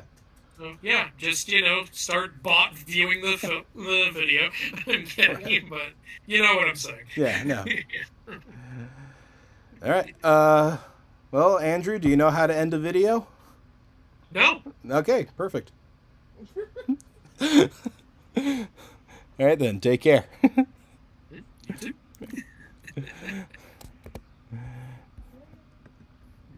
Uh... 1998.